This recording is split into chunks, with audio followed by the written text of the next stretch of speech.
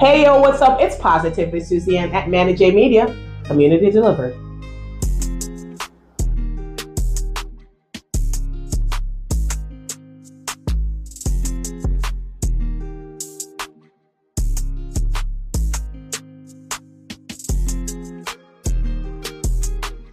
Hey yo, what's up? It's Dr. Sharon McLean right here on Manny Media, Community Delivered.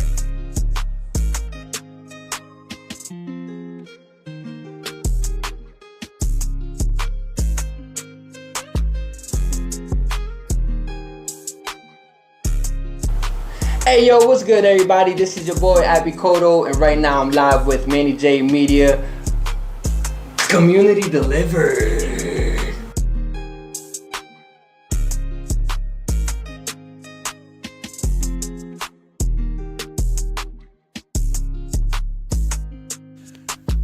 Hey you, Worcester, what's up?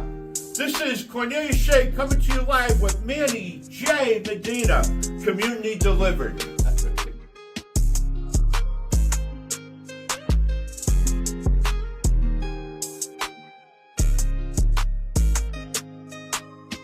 Ayo, what's up, Worcester? This is Maritza Cruz Acevedo coming to you live with Manny J. Media, Community Delivered.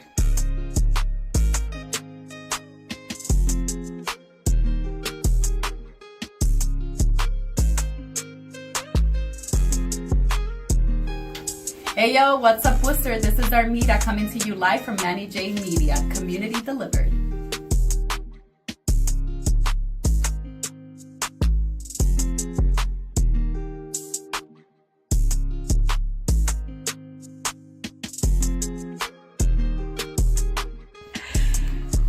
Hey Worcester, this is Monica Dwani coming live with Manny J. Media, Community Delivered.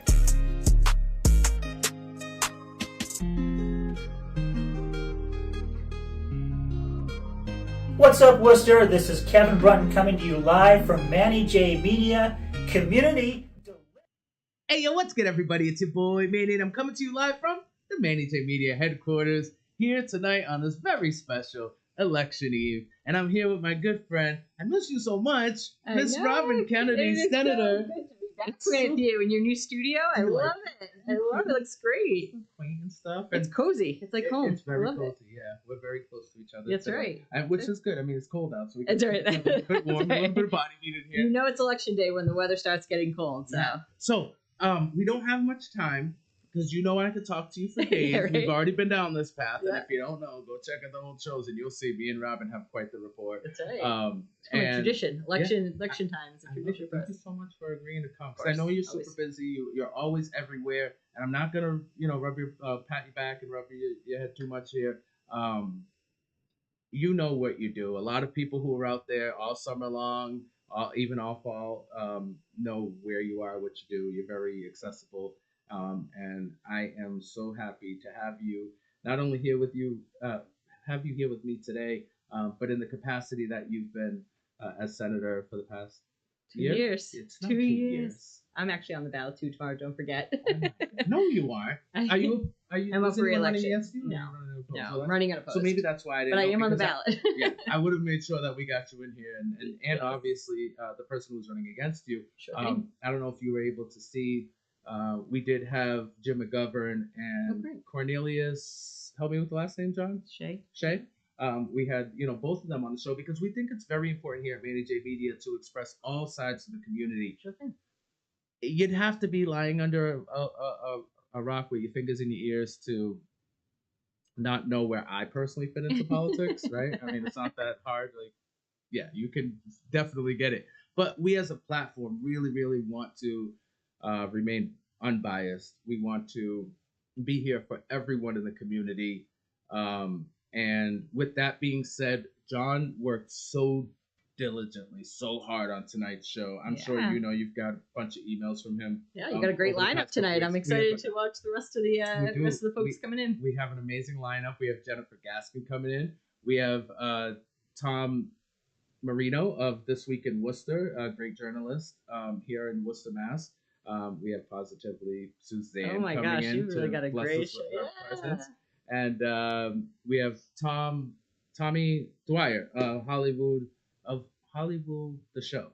Have you heard of Hollywood the show? No. Oh, you need to I gotta check it out. Yeah, look up Tom Dwyer when you get home. Look up Hollywood the show, and it's really cool. It's about this guy who goes out to Hollywood and finds his way back to Worcester through means of very funny circumstances. So we do have a great lineup. We reached out to so many people.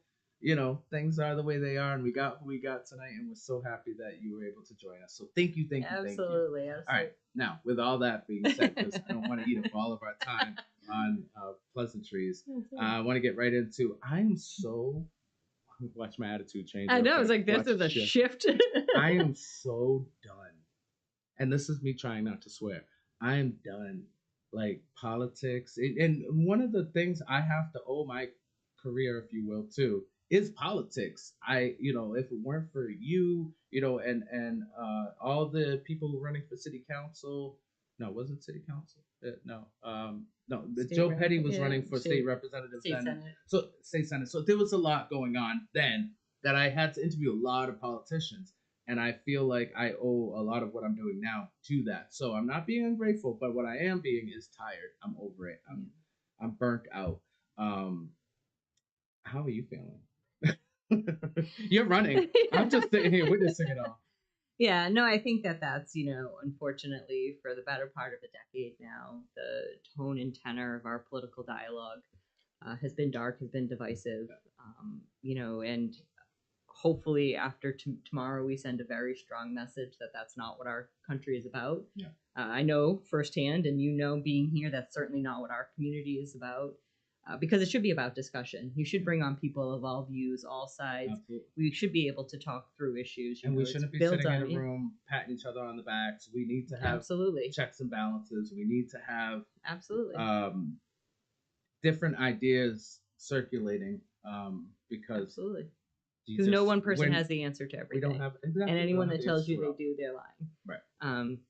And they don't understand the power in listening to community and understanding from people with lived experience that really should be driving so many of our decisions. So hopefully, again, come tomorrow, we're going to send that strong message, and we can begin to move past. We can begin to start a new chapter and really look forward to a country that, again, we're never going to always agree on everything. That is the beauty of our country. That is the beauty of democracy, but that we can do so in a way that's civil, that lifts up everybody, that recognizes the diversity and celebrates and really honors the diversity of our country and our community. So we're going to keep doing that right here in the 1st Worcester District, and hopefully the country's going to follow suit. Keep our fingers crossed. Yes. And speaking of the country, let's just not beat around the bush and jump right in. Yeah. Kamala Harris, Donald Trump, both running for president. We have Madam Vice President. We have ex-president. No, what is it? Former president? Former president. Yeah, I'm trying to be respectful again. I wanted to add this is going to be a long night for you, man. It's going to be a real long night.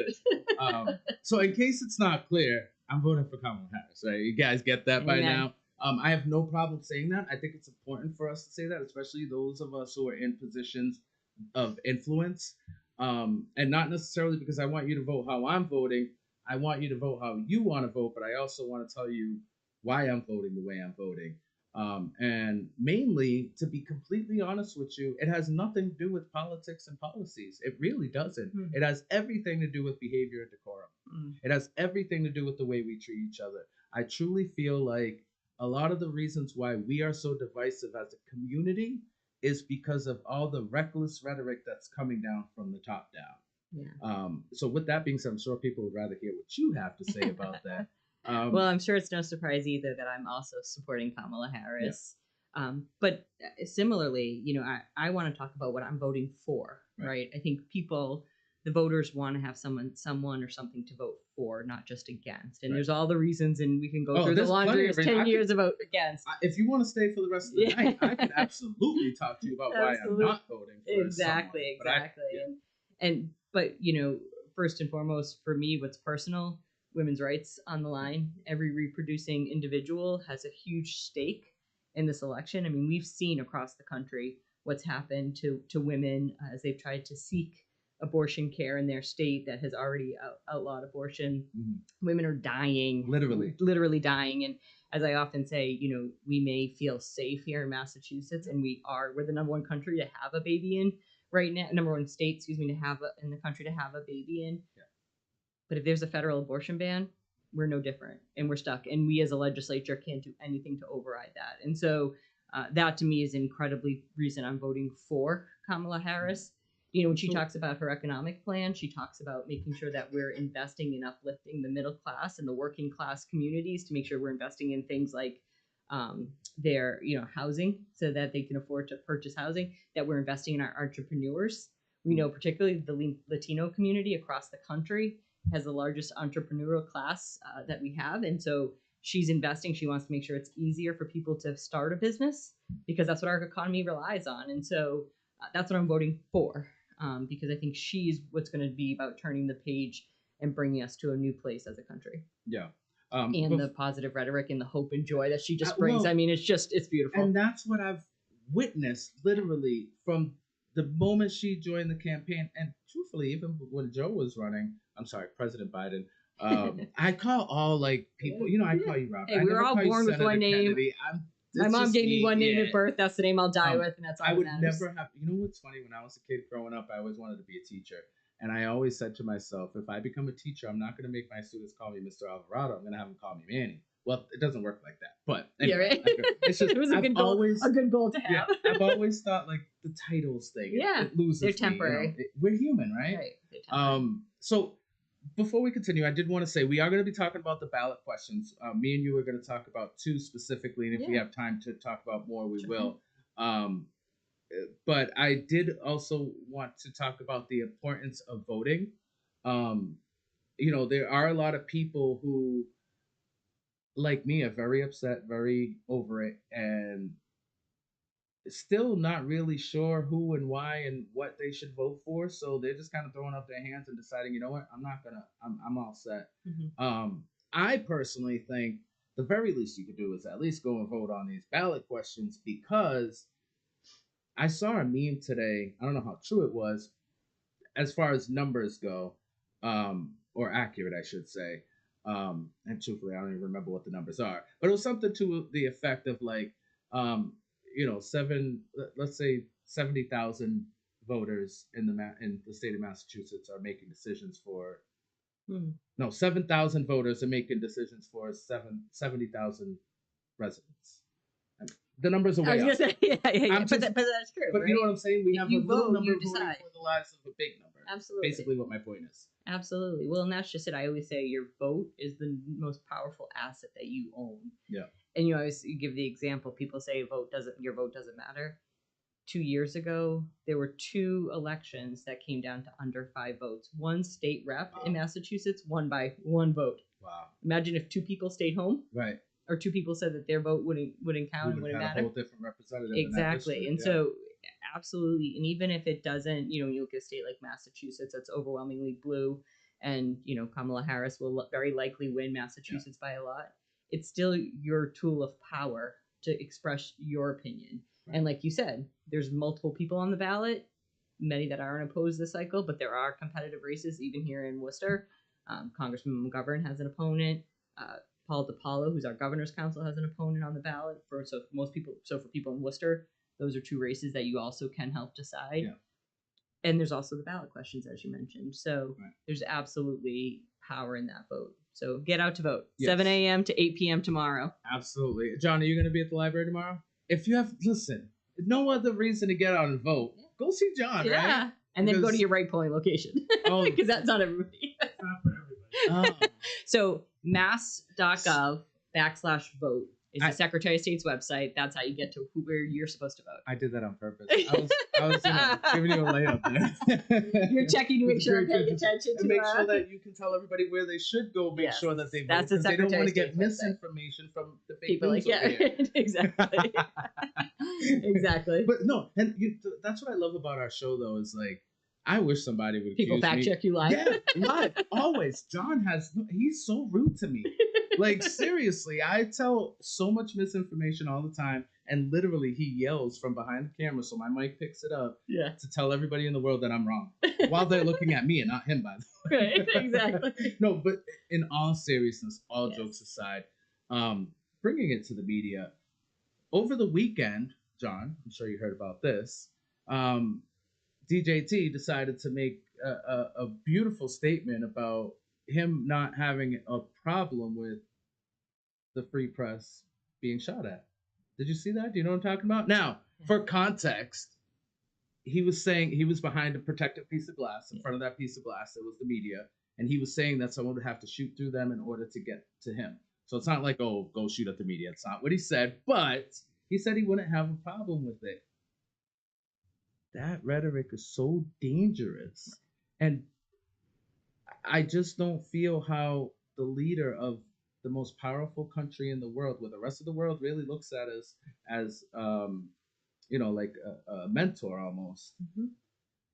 That's really what we're ready to put into office. Yeah, I mean, it's the violent rhetoric and the calls for civil war and violence that we really just have to loudly condemn. We have to call for calmer heads to prevail. Mm-hmm. At the end of the day, we have to make sure that whatever happens, that we're moving forward in a civil manner, and we're going to continue to move together and move closer together as a country. And so again, I hope that's the message that's sent loud and clear, that rejects that violent rhetoric, that rejects the notion of that we would want anything but a free and fair press.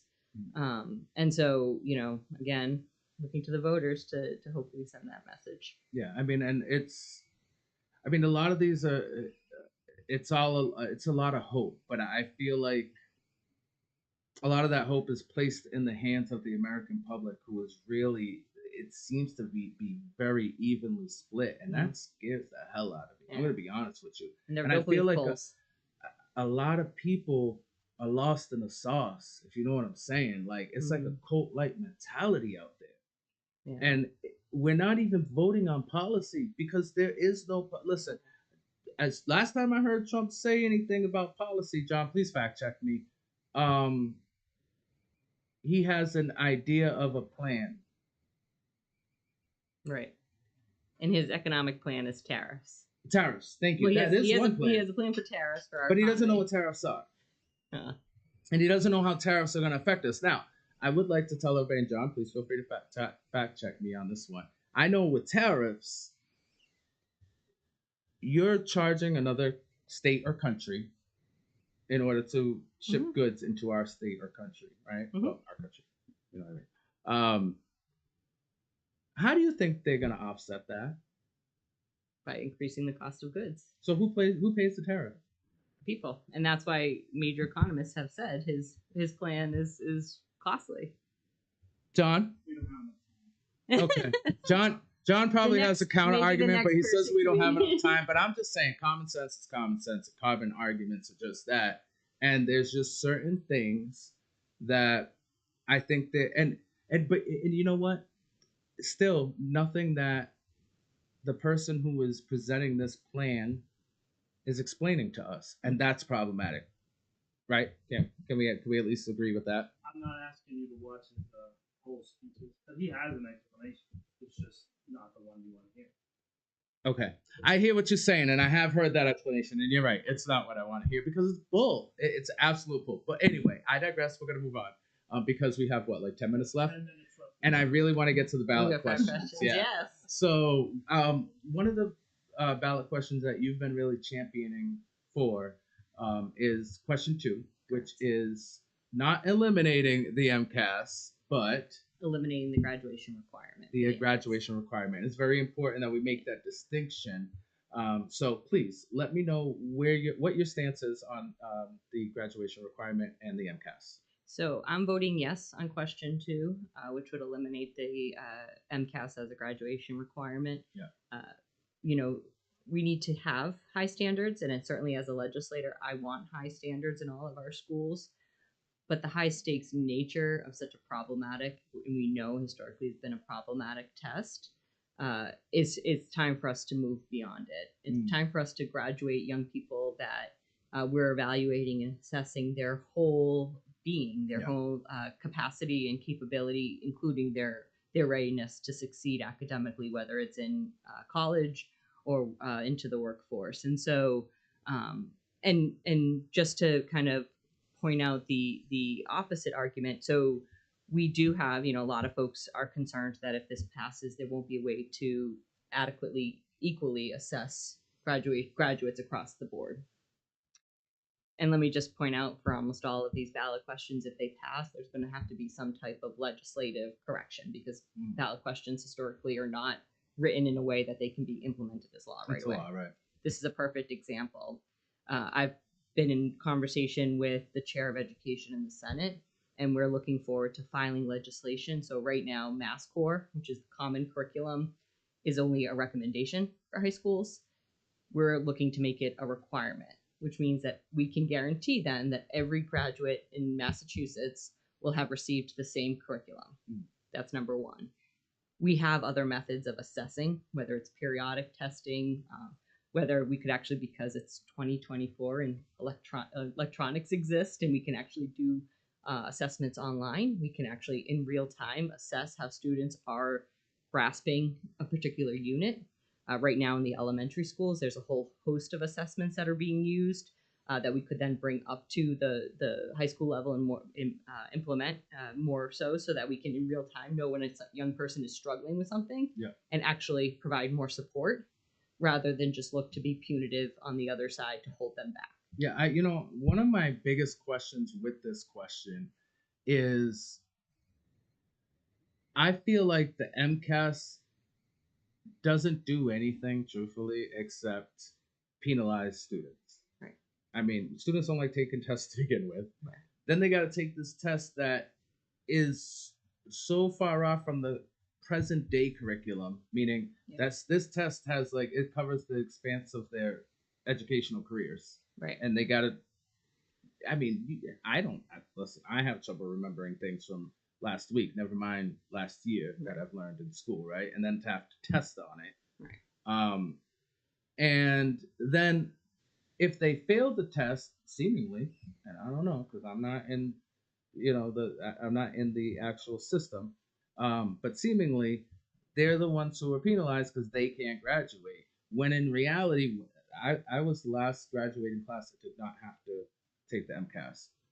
What I was told was the MCAS, even though we had to pass it to take it seriously enough, in order to graduate, really it was to, basically an audit of the schools, make sure the schools and the curriculums are working and these kids are actually learning it and retaining it. And if that's the case, it shouldn't affect kids at all. If anything, it should be, okay, well, what are we going to do to make next year's school year better for those kids? And what resources can we 100%. Allocate to make that process successful? Yeah. Well, and I think the conversation we should be having is how are we making sure that every classroom is resourced the same? Yeah.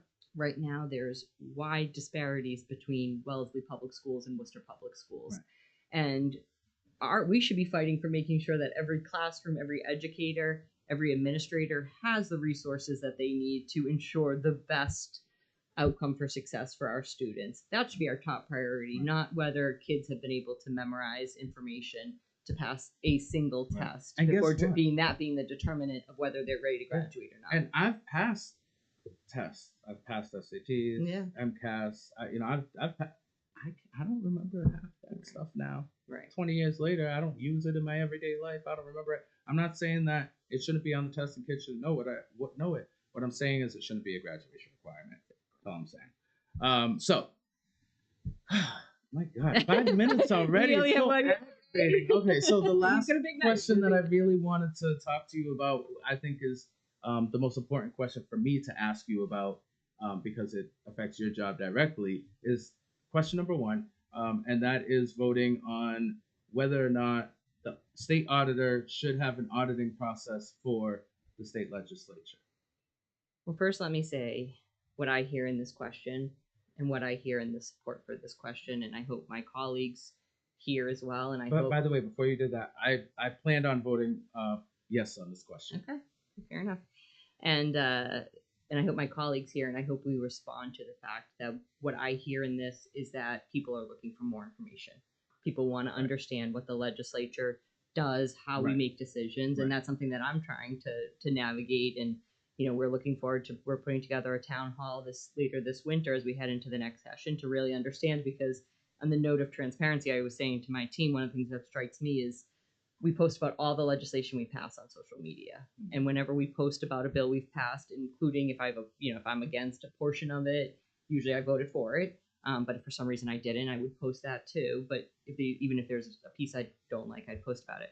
When I post about a bill, I get maybe one like, and that's about the only interaction. Yeah. When I post a picture of my niece, and she's gorgeous, don't get me wrong, but I get over 100 likes, Right. And I also want to have that conversation. What information do people want? Yeah. Legislation takes time. It's meant to be slow, right? It's not meant. There's a lot of stakeholders. Why is that? Because there's a lot of stakeholders. Like, it's 2024. We can just press buttons and make things happen so much faster. You think that, but for every bill, there's people that are for it and against it, right? And so we have to try to measure. And we got to compromise. We've got to compromise, and we're dealing with people's livelihoods and their lives, right? So let me just say all that. And so there is a message that's coming through, and I hope that it resonates with my colleagues in the legislature, and that we act accordingly and we address it. Two things I would say about the question itself.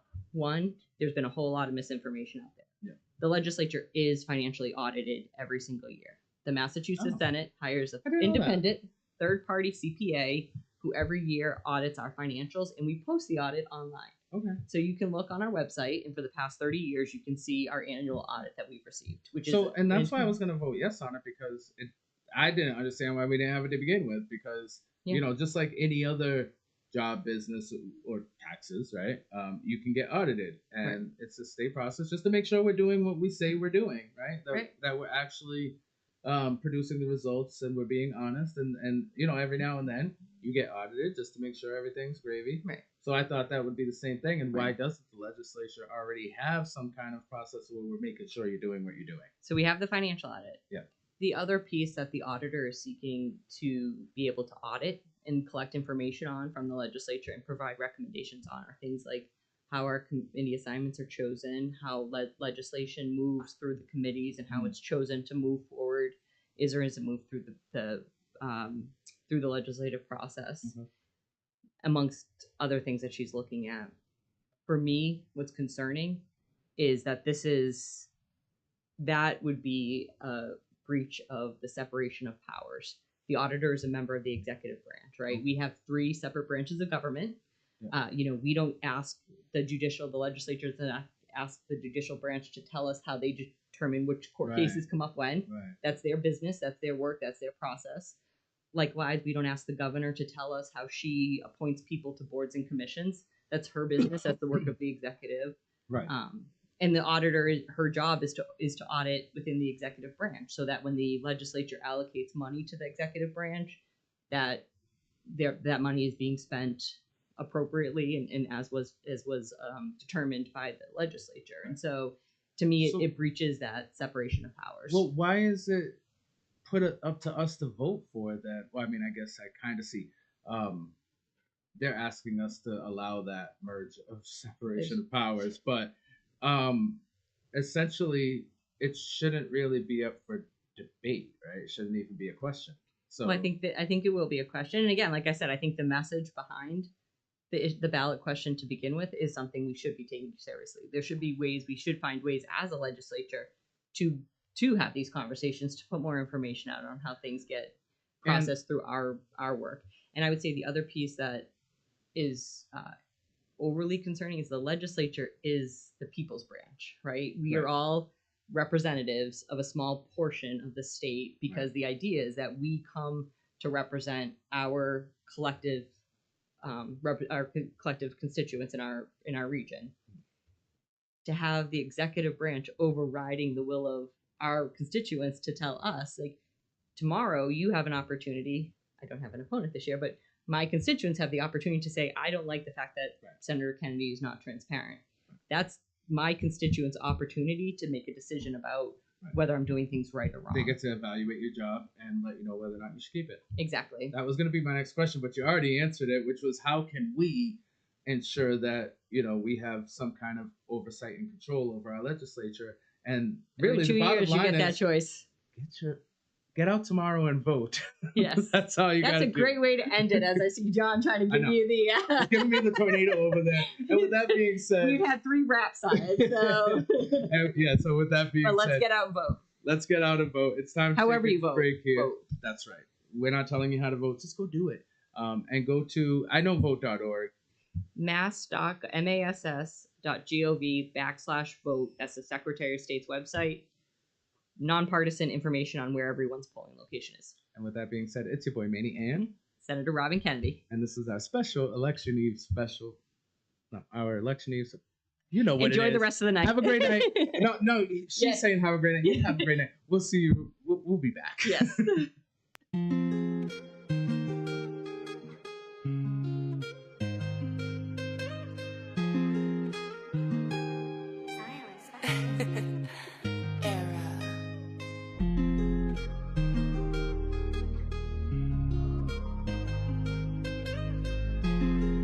Hey, yo, what's up? It's Positively Suzanne at Manny J Media, Community Delivered.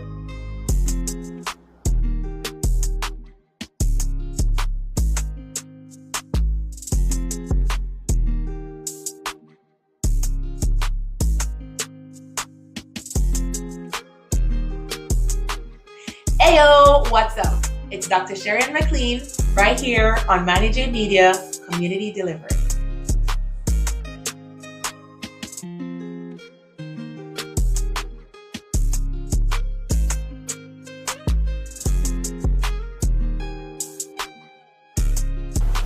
Hey yo, what's good everybody? This is your boy Abicoto, and right now I'm live with Manny J Media, Community Delivered.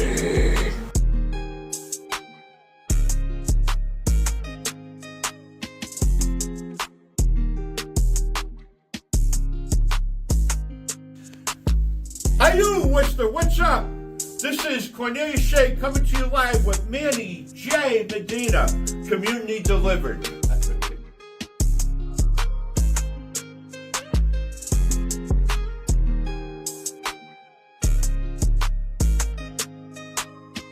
Ayo, what's up, Worcester? This is Maritza Cruz Acevedo coming to you live with Manny J Media, Community Delivered.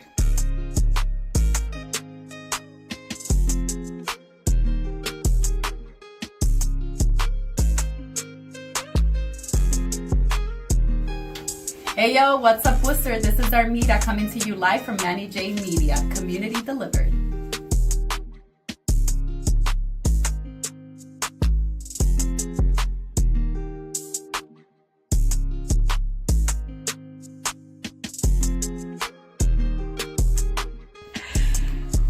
Hey Worcester, this is Monica Dwani coming live with Manny J Media, Community Delivered.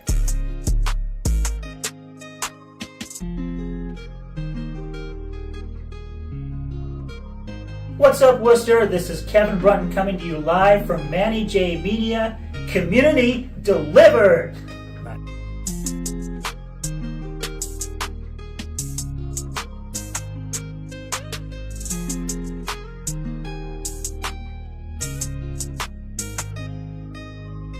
Hey, what going on, everybody? You don't know it's Raquel Knight from 41 Child coming to you live with Manny J Media, Community Delivered.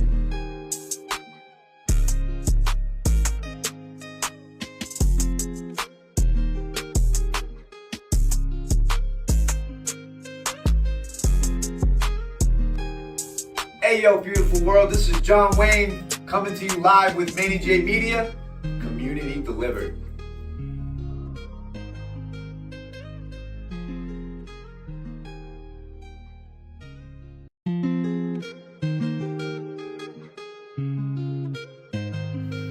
Hey Worcester, this is Carolyn coming live to you with Manny J Media, Community Delivered.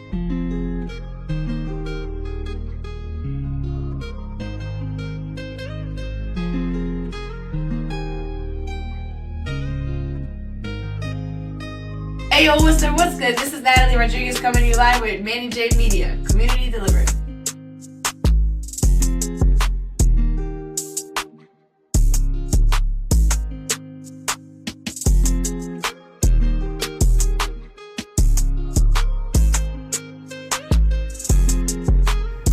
Hey yo, Worcester, this is Janice Ryan Weeks coming to you live in living color with Manny J Media, Community Delivered.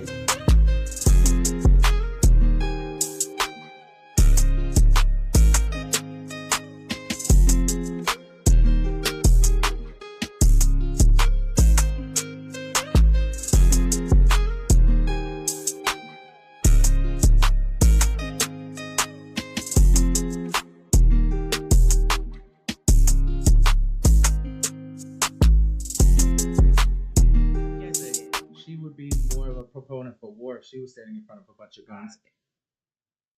Hey, what's good, everybody? It's your boy Manny, and I'm coming back to you live from Manny J Media headquarters, and now I'm joined with the one, the only, one of my favorite commentators in the city, Miss Jennifer Gaskin. Is that what we call it? Commentating? Or I mean, listen, you have a lot troublemaking, or I don't what do we want call to it? say troublemaking unless it's good trouble. Hey, good Shout trouble out is a to, good thing. Lewis. Representative Lewis? Is Yep, it Representative Lewis. Lewis? I want to make sure I got the title right. John? Yeah, John Lewis. John Lewis. Oh, yeah, John Lewis, but representative? Was he in the Senate or House? Yeah, Oh, all right. I thought I had, I don't know why I doubt get in myself. good trouble. Yeah. See, John, We knew Manny. knew. We just didn't want. We weren't confident. We weren't right. confident. That's right. We I'm gotta so be happy confident. for you to be here with me. You have no idea, and I know what this. You have no idea what this means to me because I know what it is for you to be back out here. You're on camera. I miss Don't Touch My Podcast. We'll get it together. Yeah, you guys got to get back on there because for real, you and Giselle have such words of wisdom, and I love how Giselle is very PC-ish. Yeah. And you're I'm like, no, we're just gonna say. Like she says it how some people need to hear it, and you say it how the rest of us need to hear it. I hear It's that. great. All right, so we only have like 25 minutes now because I wasted a whole bunch of time loving you because I missed you so much. I want to jump right into it. All right, let's go. Honestly, when I think of Jen Gaskin, I think of advocacy. I think of standing up for our communities of color, BIPOC communities, Black communities, brown communities, however you want to address the elephant in the room. BIPOC communities have been suffering at the hands of American government since the inception of this country, and that needs to be said. It needs to be reiterated, and it doesn't need to be backed down upon. And I think that we're in this country right now, we're in like this woke PC era where people want to pretend like all that doesn't exist, But and it we want to does. make excuses for it. And here's Tell the me. thing: when you look, so like I've been traveling a lot for work lately, and I've been in Europe a lot. Yeah. And the difference between World War II happened, right? And you had Hitler and this whole thing, but they dealt with their demons. Like they had that conversation. You don't go to Germany and see statues of Hitler. Okay? You don't go to I didn't know that. Italy or Spain and I know see that sounds crazy, but no, seriously, there's anything normalize that's related. Columbus. Anything It's I was just crazy. gonna say that. Anything that's related to Hitler, like all of that stuff is gone. When they lost World War II, that stuff is gone. Yeah. Right? Columbus. There's no statues of Christopher Columbus in Italy or Spain. Or They're even, not proud of that. Who was the gentleman from it? Not Stalin. Stalin. Stalin wasn't. No, Italy, Stalin's right? Stalin was Russia. Russia. Who's the other guy? I forget. There was an Italian dude too. Mussolini. Mussolini. Yeah, like you're they not made that seeing important. statues of that. Right. Like they're not. So the idea that when we're having a conversation about we need to address these portions of our history. Yeah. Like you were just talking with Robin about being in school. I don't know about you, but in school I didn't learn most of the things that I know That were now. on the test. Right? Right. Like you recently Trump made a statement about invoking the law that in World War II put and I'm gonna say Asian people because they didn't discriminate whether you were Japanese, Chinese, Vietnamese, they didn't care if you look Asian. They were put in internment camps. That's the same thing that was done by Hitler to Jewish And people. why are we bringing up laws that were built in 1789 to begin with? But he's saying that in the context of immigrants and people of color. Right. Because And- nobody's gonna stop you or me and say, hey, show me your papers. Right. And even if you show your papers, because of the They're way gonna that they question it. speak, right? About, this is fake, oh, they do this, they're gonna do that. they're not gonna care about what papers They me and didn't you even have. believe Obama's papers. What makes you That's think they're what gonna I'm believe saying. mine? Right. So next And thing we you don't know, have to go we're to in the internment to camp. straighten it all out. And then, Right. oh, well, Straighten it out. We're probably already in the gas chamber. chambers, right? And it's a real Manny. slippery slope. And you know what's crazy? I'm gonna say this on live right now. You know how many people think we crazy right now? But that's the thing, and they keep saying like, "Oh, he's just like." I was watching somebody on an interview, and it was a Hispanic person, and they were having this conversation about, "Hey, like you heard the comments that he made." Okay, first of all, that wasn't the only comment he made. He went on to make disparaging comments about, cutting watermelons or something with his black friend in the audience. So it wasn't just Puerto Ricans that he made disparaging comments about. He made disparaging comments about different ethnicities. What I saw, so just for clarification purposes, we're talking about the rally at Madison Square Garden. The comedian. Yeah, whatever. I don't even know his. I don't even care to know his name. Tony Hinchcliffe. Thank you. Sound like Heathcliff. Remember that? Yeah, right. Hey, he wasn't no good either. You're right. So the thing was, those jokes were they were directly from the rhetoric that Trump's been spewing for the last 10 years, about the same exact groups, about the same exact hate. And you Remember got when his he first face came? is laughing. Nobody else is laughing but the people who are voting for him. Exactly. Including, by the way, some of y'all Puerto Ricans out. I see you. No, I see that's what. you. So the my interview own was family with a members Puerto think Rican, it's funny. and he's like, "Well, he didn't." She's like, "You didn't get a." He's like, "Oh, whatever, it doesn't matter." And then she said, "He's talking about deporting people by the millions. Like, you're not bothered by that." Well, he said that last time. He didn't do it. Well, it's just jokes. It's just a joke.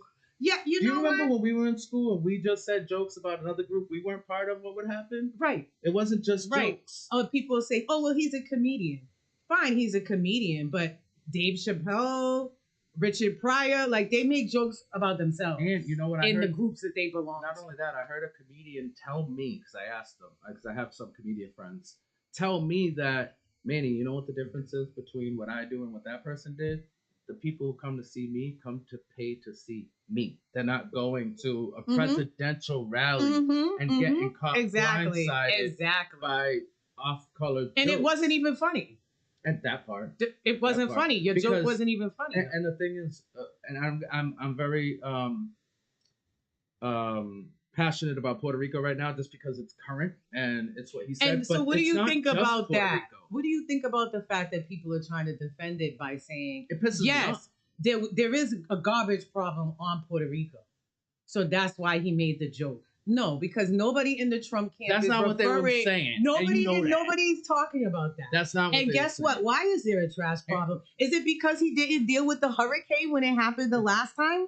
Is That's that why there's a big garbage? reason. So okay, whose so fault let's is it really if talk there about it. is That's garbage? not a Biden and Harris Right. situation. That's a Trump Right. situation when he was throwing paper towels at y'all Absolutely, 100%. And Like, come on. thinking it was funny. and thinking it was cute. Those jokes then too, and it's really frustrating when it comes to Puerto Rico because it is a colony, and that's another thing we're not talking about. Right. Puerto Rico So if it's is messed an up, American colony. right? So if it's messed up, whose fault is it? It's the colonizers. Exactly. Fault, right?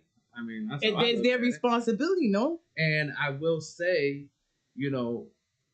when you go to Puerto Ricans, individuals, like the land that they own, the houses they own, beautiful, kept up, well built, the whole nine. You can't expect people to take care of everything. Where they gonna put it? The island's not that big. Where they gonna put all that trash or whatever? If that's what we're really talking about, but we know they're talking But somebody about. has to deal with it. Like there has to be a process, and that has to come from the government that did it all. that colonized your daggone island. Right. And that hasn't respected or treated Puerto Ricans, never mind the island, with dignity. At all. Since At all. they took control of it. At all. And then you have Puerto Ricans that live here today who are treated like undocumented immigrants. When that they're people United question. States citizens. That people say, oh, well, why can't you speak English? You know what I think is really funny about that? Do they teach that in school in Puerto Rico? I think that they do, one, and two, a lot of Puerto Ricans do speak English. Okay. But the same way I don't like to speak Spanish because I'm shy and I Right. get You don't want. embarrassed. Yep. So you 'cause I'm speak not what's fluent. native to your. Yep. That's how I You speak think what's it really is. native to you. Meanwhile, all these ignorant people were saying, "Why can't you just speak English?" How many second languages do they know? But that's the thing. You know, Everywhere so, like, else who in you the world, judging? it's normal to speak multiple languages. It's only in the United States that it's like you're only supposed to speak English. And it's just only to make here. the people who were there comfortable. Mhm. It has nothing to do with actually trying to understand or communicate. Because if we did, I believe we would have a lot more empathy. And that brings me to, I want people to understand. First of all, get out there and vote. However you feel. Yeah, I don't care what you're voting It's for. Just important vote. that you vote. The reason why I'm bringing up the Trump situation and why I'm making such a big deal out of it, because honestly, Massachusetts, Kamala already got we already Massachusetts, know so Massachusetts. The main I'm not reason that too worried.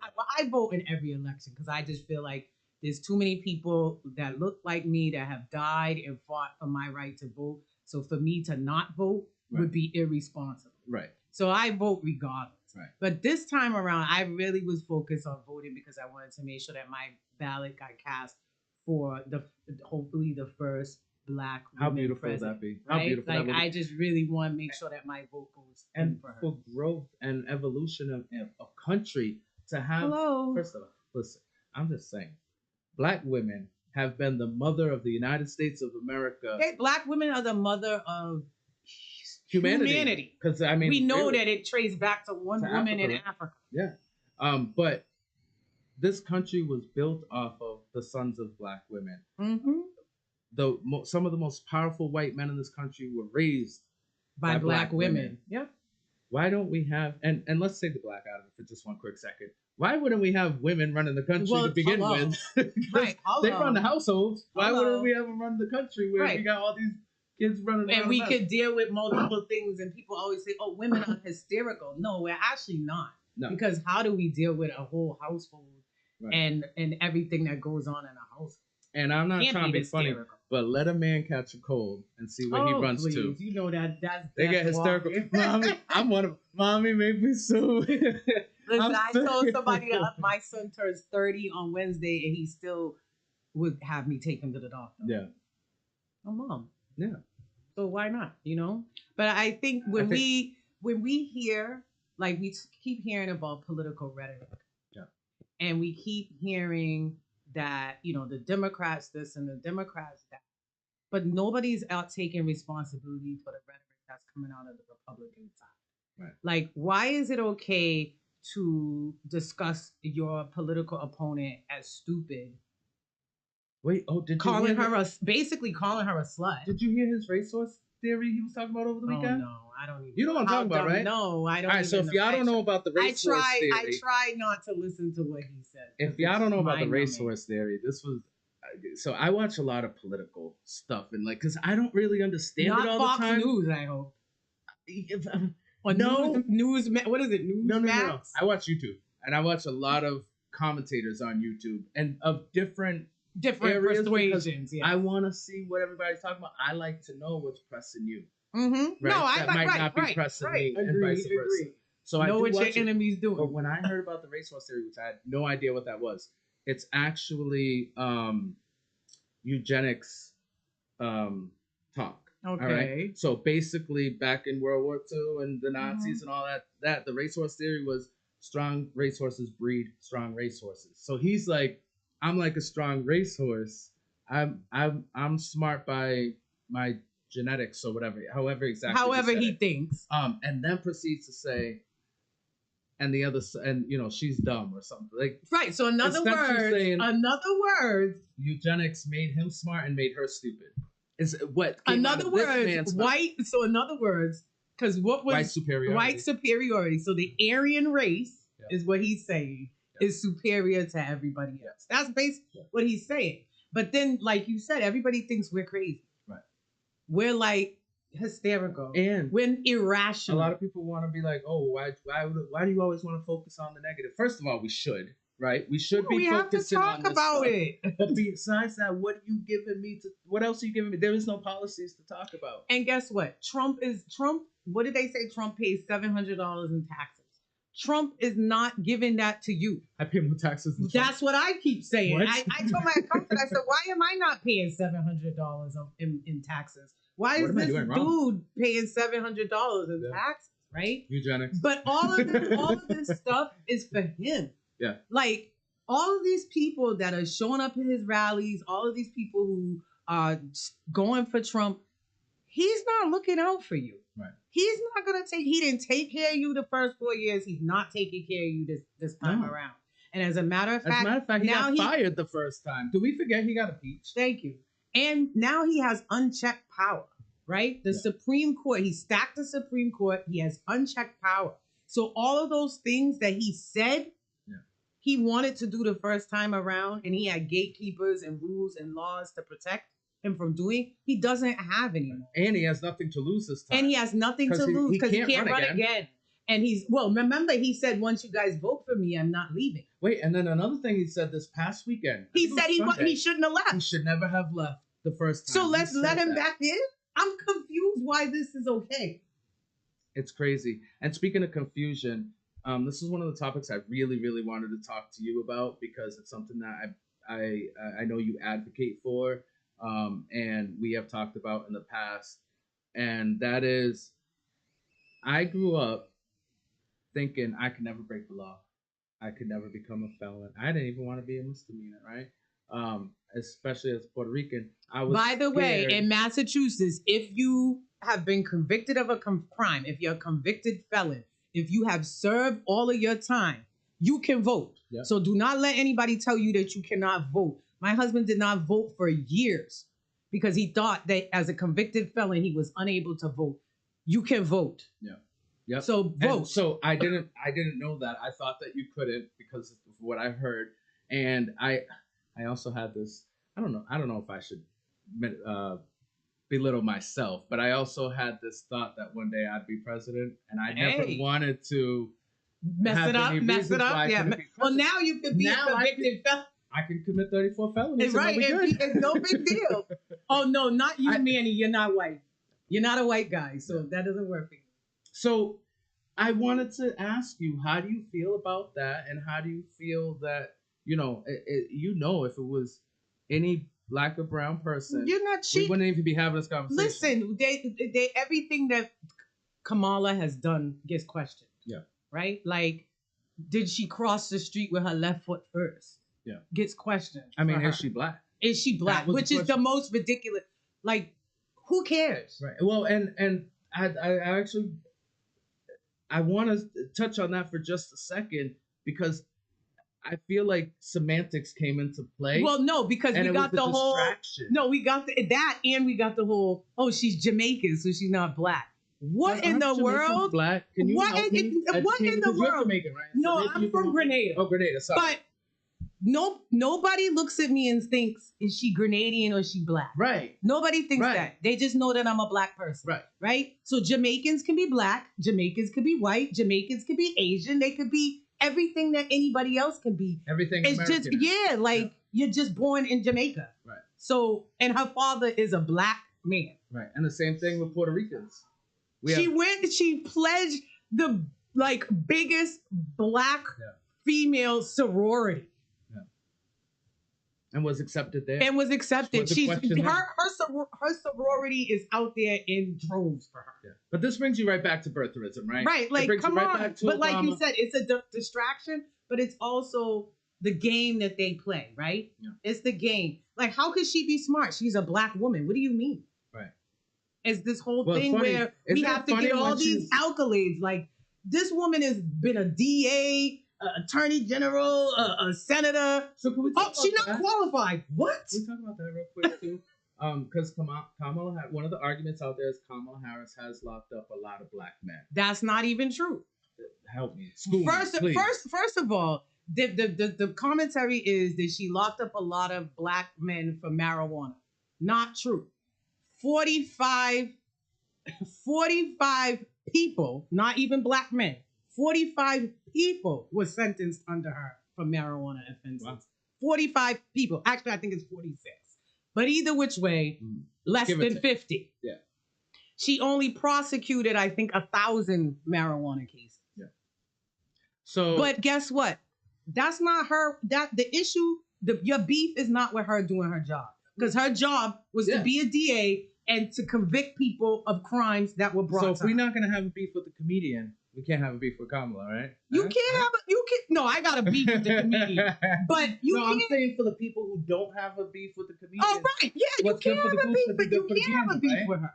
But she was doing her job as a DA. And- What issue we have is with the laws that brought those black men Right. to her That was- docket. that was my point. That's the issue. Right. It's not her doing her job, because her job was The to be a justice system DA. is overwhelmingly bringing in those black men to be That's convicted the to begin problem. with. Yeah. That's the problem. 100%. That is not her doing her job. Because guess what? If she wasn't there, then how many more people would have been locked up? How many more? How do you know that she wasn't doing that work from the inside? But we all know, at least I know, as a black woman, sometimes you have to do the 80-20. You let go of 20% so you can get that 80%. Which And is so hard to do which is so sometimes. hard to do. But sometimes you just gotta like, okay, I'm gonna lock up them 46, Right. but I'm gonna keep them other however many out of jail. Right. You know, so that's the balance right there. But you can't knock her for doing her job, because then she wouldn't have had a job. Right. It's just that simple. Yeah. And then, because I know we're running out of time, because this just flies, of course. Of course, whenever you're because with we're me just every running. single We're just time. running our mouth. What was my next question? Oh my god, I lost it. All right. Anyway, I think you were why- gonna ask me what do I feel about a convicted felon being president? Were you gonna ask me that? Yeah. So I think it's why- perfectly fine. I think a convicted felon could be president, but first of all, But do you think a black convicted felon they would never. ever have an There wouldn't even opportunity? be an opportunity for a black convicted. Why? Because we're just looked at differently. We're looked at differently. We know this story, right? Even if it's so-called white collar crime. Listen, right? a white man could be mediocre. Was the 34 felony sexual assault, right? That was No, the it was sexual crime? fraud. Oh, It was fraud. It was the, It was fraud. the It was financial money. fraud. Yeah, okay. A You'll never see a white black man man with that much money to make fraud. Exactly. We ain't no black man's paying 130K for no porn star. But they're never gonna let that, because you can have a mediocre white man in a position over me or over you. And me and you could be more credentialed, smarter, better at our job than them. But because of the optics of it, they're gonna give it to that person. Yeah. Same reason that if that ever happens, like, I would be shocked. All right. I want to ask this question, and then we're gonna end on something else, because I don't want this question to look the way it's about to sound. Okay. As a Puerto Rican man, Yeah. Got as a it. Puerto Rican man, I have a big problem with a lot of like my own family members and a lot of people in the Latino community making excuses for Donald Trump and his behavior and his rhetoric, and really about to reward this man with a job, the biggest office in the world, or not voting at all. Why do you think that is? Why do you think black and brown people right now are either not engaged and not involved at all, or there are actually some out there who are making a case for this man? Because I think that a lot of people in our own communities are biased against black women.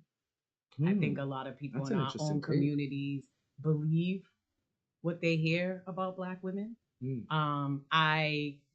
my professional, So it's the fear of the black woman. Because to be honest with you, I tell people this all the time.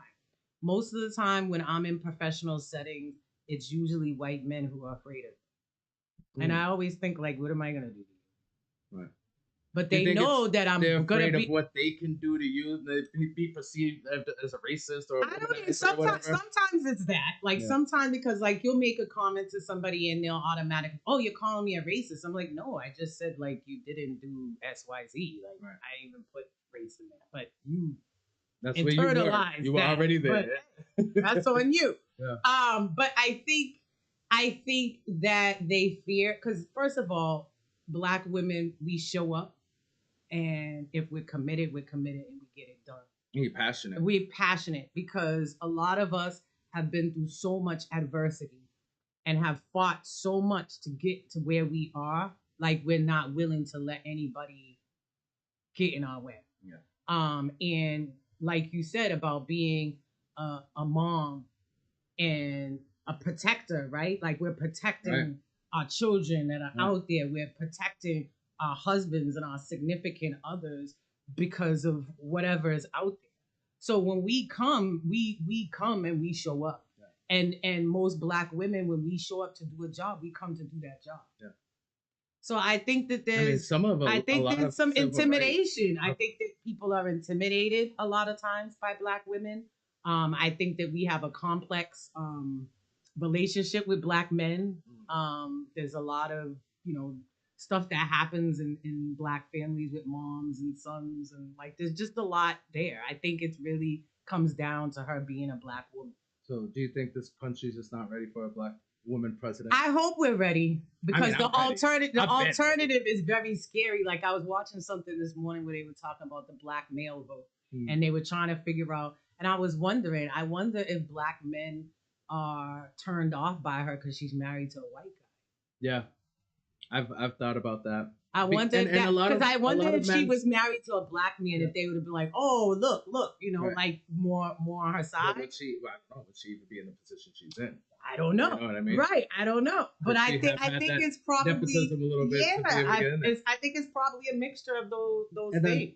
Lastly, because we definitely got to go, right? Because John's giving us all kinds of like, he's about to jump up and start like flagging us or something. There's a lot of talk out there that people don't want to vote for Kamala because if she was going to do anything, she had 4 years already to do it. Okay, what do you think I'm about gonna that? ask you, what VP do you know that done anything? That was my follow-up question. Every John. VP, you're like, what do you do? What does that person do? They don't do anything. They are literally. I don't remember what Biden did. I really don't. Did because the VP sits on the bench in case somebody takes the president out or they die. Right. That's he the steps up point. and continues Then you step up the agenda, right? Right. That's what the VP's role is. It's literally the player on the bench waiting. Yeah. So I think it's so funny that people are expecting Kamala to come out and have a completely different agenda and trajectory than Biden when her job is literally to be on the bench waiting to step in if he's not available. Yeah. That's her job. There's no VP that you could point to and say, oh, that VP was really impactful. Right. It's never happened. But I also think it's, again, the double standard, right? Nobody has ever, and when a VP has run for president, nobody has ever asked, what did they do as VP? Nobody's ever asked that. Yeah, they only asking that because it's her. Right. No, seriously. And honestly, I don't even remember. Sometimes you don't even know who the VP is. VP was. It was Al Gore. Oh. See, it was Al Gore. Than I am. And then George Bush. Yeah. Do you remember? Wasn't it Cheney? Oh, Cheney. That's right. Dick Cheney. Yeah, the right. warmonger. But he had to. Who's now endorsing Harris. Right. Right. And he's an absolute Republican warmonger, and he's coming out like, guys, we're in trouble. Vote for Harris. I mean, Trump's own VP is not. Maybe because they wanted to hang him out in front of the Capitol. I wouldn't vote for you either. Why are we not then listening to the VP, to the Chief of Staff, General Kelly, by the way, a general? Right. But they're patriots. They're patriots. It's about make America great, but you're not listening to a military general.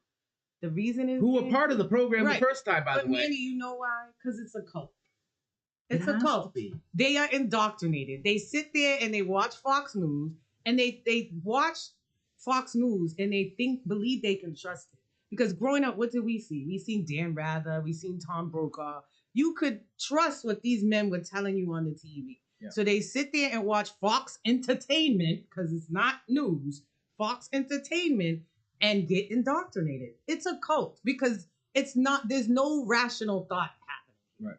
Even when you watch interview after interview with Trump supporters, there's zero rational thought happening. This guy is up there blabbering about people eat.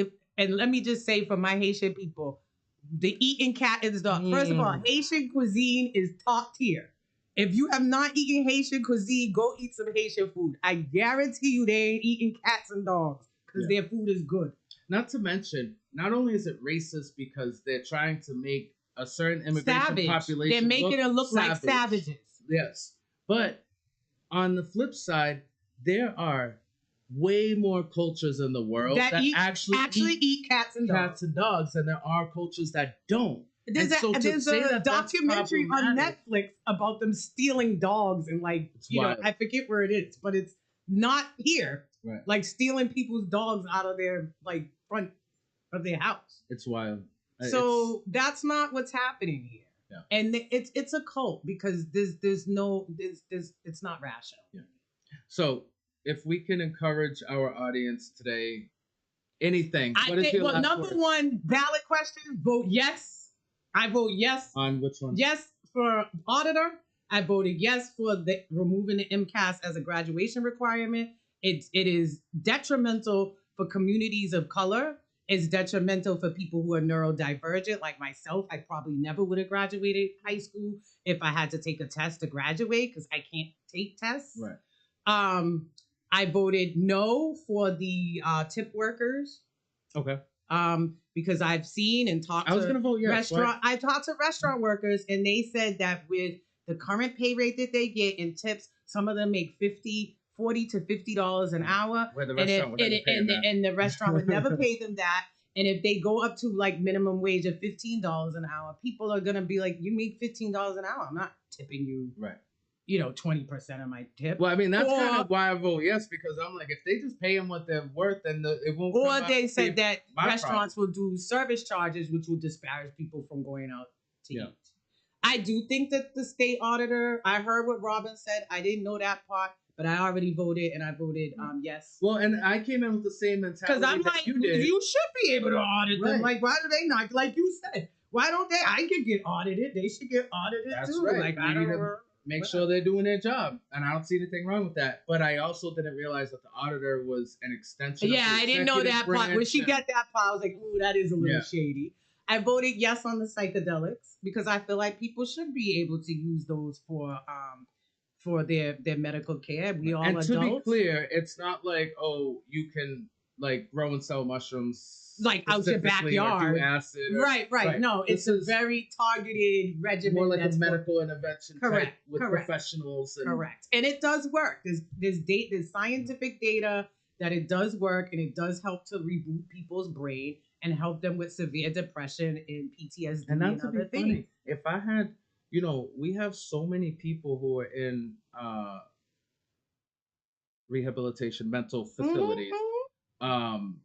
Who will likely always be stuck there or are deemed a threat to society and could be, if we gave how them do you know that could be a pathway to them, rewire their brain as opposed to electronic shock or whatever, and they can live independent, fruitful lives where they're not then why wouldn't we do on a hospital system? Why wouldn't we at least try it? Especially with not to be funny, this is gonna sound so horrible. I'm probably gonna get canceled for this one, but I'm gonna say it anyway.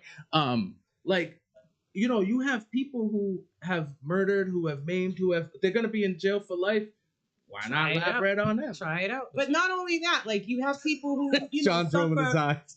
No human lab rats. No, but you have people who suffer from schizophrenia and stuff like that. Yeah. If this could potentially help them. And they them. hate pills, by the way. Right, they don't want to take... I've seen so many crimes committed because I watch a lot of... yeah, me too. I'm always ID channel, all that. Yeah, I watch all have you not noticed that a lot of those people who are murdering and committing atrocious crimes have very severe mental backstories? Yep. Or some kind of trauma. Yeah. It's when you go online, you like YouTube. So last year when I did my TED Talk, one of the girls who did her TED Talk, she's an abolitionist. Oh. And she talks about, why prison is not the right thing, because most of the people who are in prison were victimized. Yeah. And a lot of the people don't know how to... They don't have coping skills. Right. They can't come out of the prison system the way that they're expected to, because they're so institutionalized and they don't know how else to survive. That's all they know. It's funny, when I was growing up, I grew up in Great Brook Valley, and I always had, without ever being told, this underlying idea that I was already in a prison. because everything was concrete. You know the valley, right? Yep. All the buildings are You concrete. felt. Yeah, you And already then there's felt. metal bars everywhere. Yep, you already chain felt. link fences and all that stuff. And I know a lot of my friends who ended up going to jail, and they wanted to stay there because there's a sense of community and comfort and belonging That they weren't getting in their own. That they weren't getting in their own freedom. Isn't that wild? It is wild. Like, what does that say about our society? Blows my mind. That's wild. Blows my mind. And so, with that being said, we've come to the end of this segment. Thank you so much for being here. Anytime, Manny. You know that. I appreciate you so much. Yeah, we definitely have to have you come back, give you an hour next time so we can talk more about things. But it is election eve. I implore you, if you haven't already, go out to vote. Like I told Robin Kennedy earlier, again, I don't know the numbers, but there's a very small number voting for a very large number of I think somebody posted it recently. Yeah, I don't remember what it was. I think it was like 73,000 for 200,000 people or something. Yeah. It might have even been less. It's wild. Get out there and do what you got to do to vote. It takes somebody died for your right to vote. So get up and vote. The polls are open 7 a.m. to 8 p.m., I believe. And as long as you're in line at 8 p.m., you will vote. And we're going to link the state secretary's website up there so that you can go check if you're registered and where your polling location is and all that good stuff to make it easy for you. And there are people out there that will give rides. I'll give you a ride. Call me. So please, if you need a ride, if there's anything that is inhibiting you from voting and you need support, please, reach out. Hey, post it on social media. I'm sure somebody will jump on and help you out. But that's right. Vote. That's right. And just so anybody who's watching, if you are going to the Worcester Technical High School voting location, that's where I go. So I'll be happy to take you with me. And before I go, I just wanted to give a special shout out to my man, Mr. Munchies. Kevin Navarro is going to be on this Friday at 10 a.m.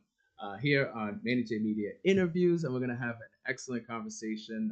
He's an amazing young man out in the community. He's a dad. And an entrepreneur just trying to provide a life for his family the right way. And I'm so proud to have him here. We're going to have a great conversation. And I also bring him up to say, is it good? And I also bring him up to say we're actually doing a dementia donation drive right now. Oh, wow. For all I didn't of our know that. loved ones that are in the assisted living facilities. And we have a list that I've been sharing on my page, and I don't know if I put it on Manny J Media I don't know. yet. I didn't see it. I'll share so it. there's a list of, we're not collecting money. If you'd like to donate money, we do have ways for you to do that, but we are actually collecting items. So dolls, coloring books, all those things that you could think of that can make someone just feel a little bit more comfortable and a little bit more alive while living in these facilities. And I love the theme is remembering for those who can't. Oh, wow. That's an amazing, that's an amazing thing. Tune in Friday, find out more. And if you have any items you'd like to donate, hit me up personally. I will come and pick it up from you.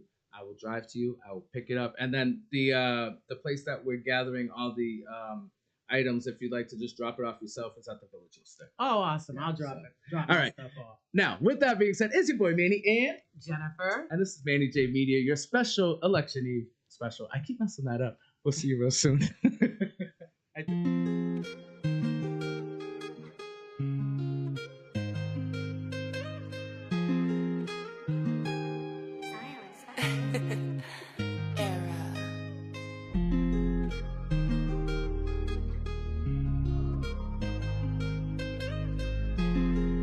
Hey, yo, what's up? It's Positively Suzanne at Manny J Media, Community Delivered.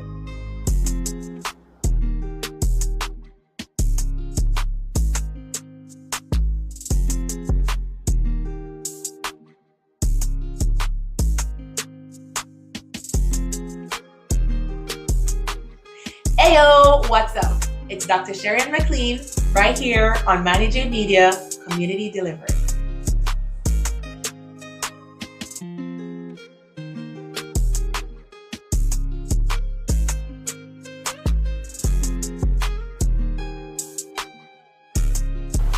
Hey yo, what's good everybody? This is your boy Abby Kodo, and right now I'm live with Manny J Media, Community Delivered.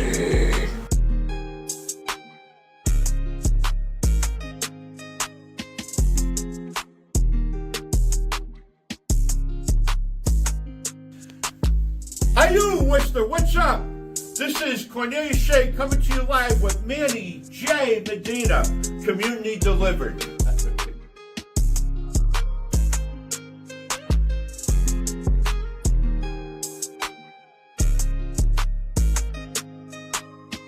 Ayo, what's up, Worcester? This is Maritza Cruz Acevedo coming to you live with Manny J. Media, Community Delivered.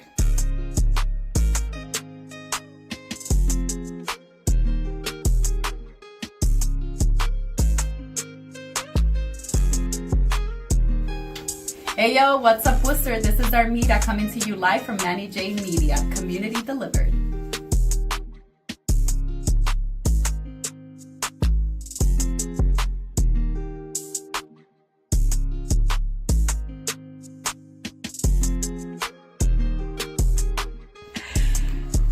Hey Worcester, this is Monica Dwani coming live with Manny J Media, Community Delivered.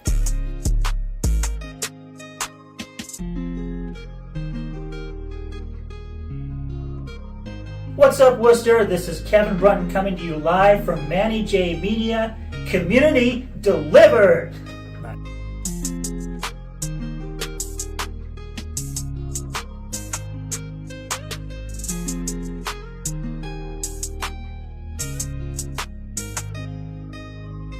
Hey, what's going on, everybody? You don't know it's Raquel Knight from For One Child coming to you live with Manny J Media, Community Delivered.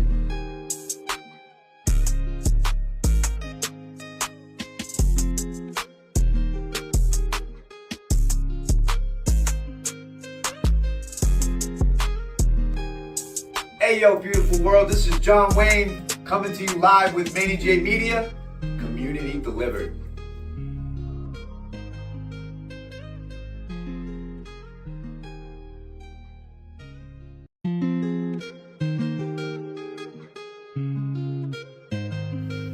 Hey Worcester, this is Carolyn coming live to you with Manny J Media, Community Delivered.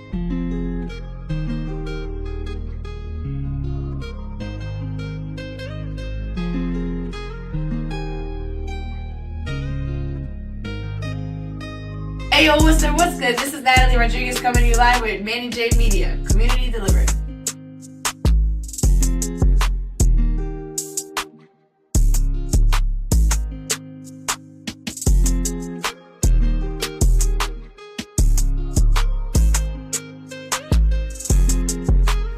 Hey yo, Worcester, this is Janice Ryan Weeks coming to you live in living color with Manny J Media, Community Delivered.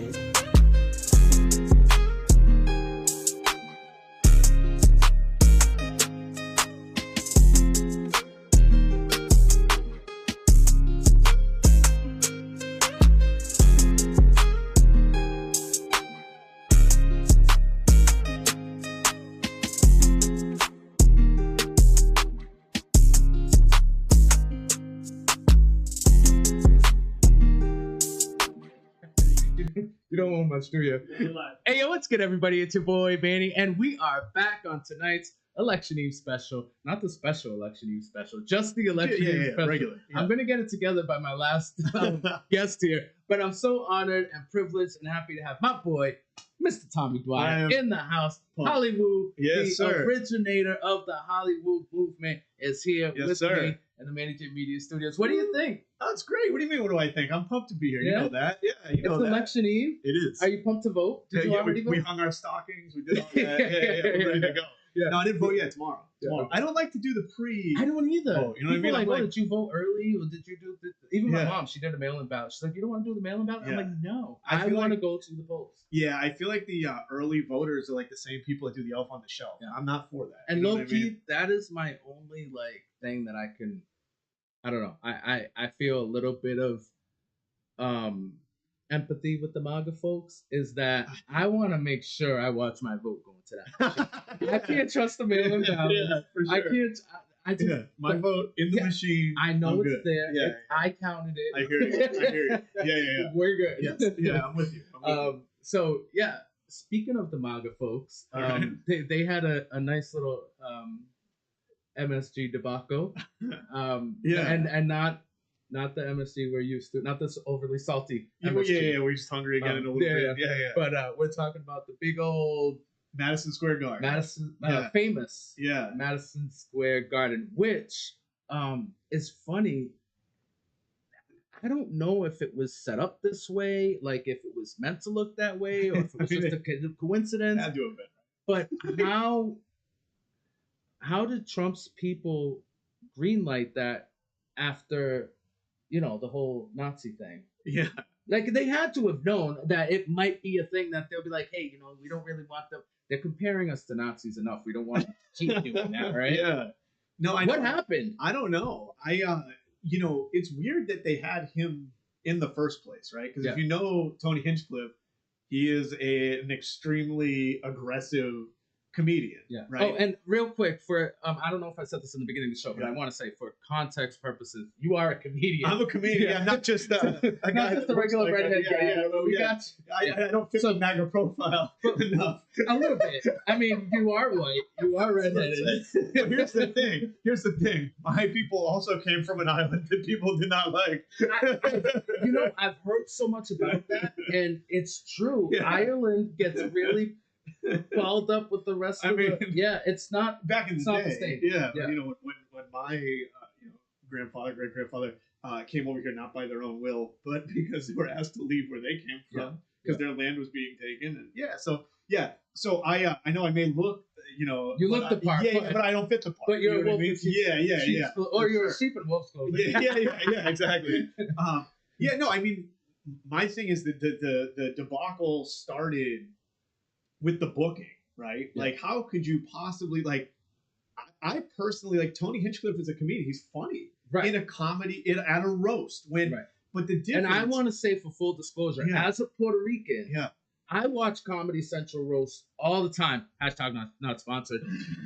Please, Comedy Central, if you want to sponsor, we'll take it. I think I'm a very funny guy, and if we could pay for you to be my co-host, that would be a great show. We should get roasted. We should do the roast. It'd be awesome. Yeah. But Jeff Ross, he's famous for being vile with his jokes, and I laugh at them. However, I want to know from your perspective as a comedian, isn't there a time and place? Oh, for sure. And that's what my point is, right? Like the debacle, the joke was the final nail in the coffin of that debacle. That started weeks ago when they booked Tony Hinchcliffe to open a political rally, right?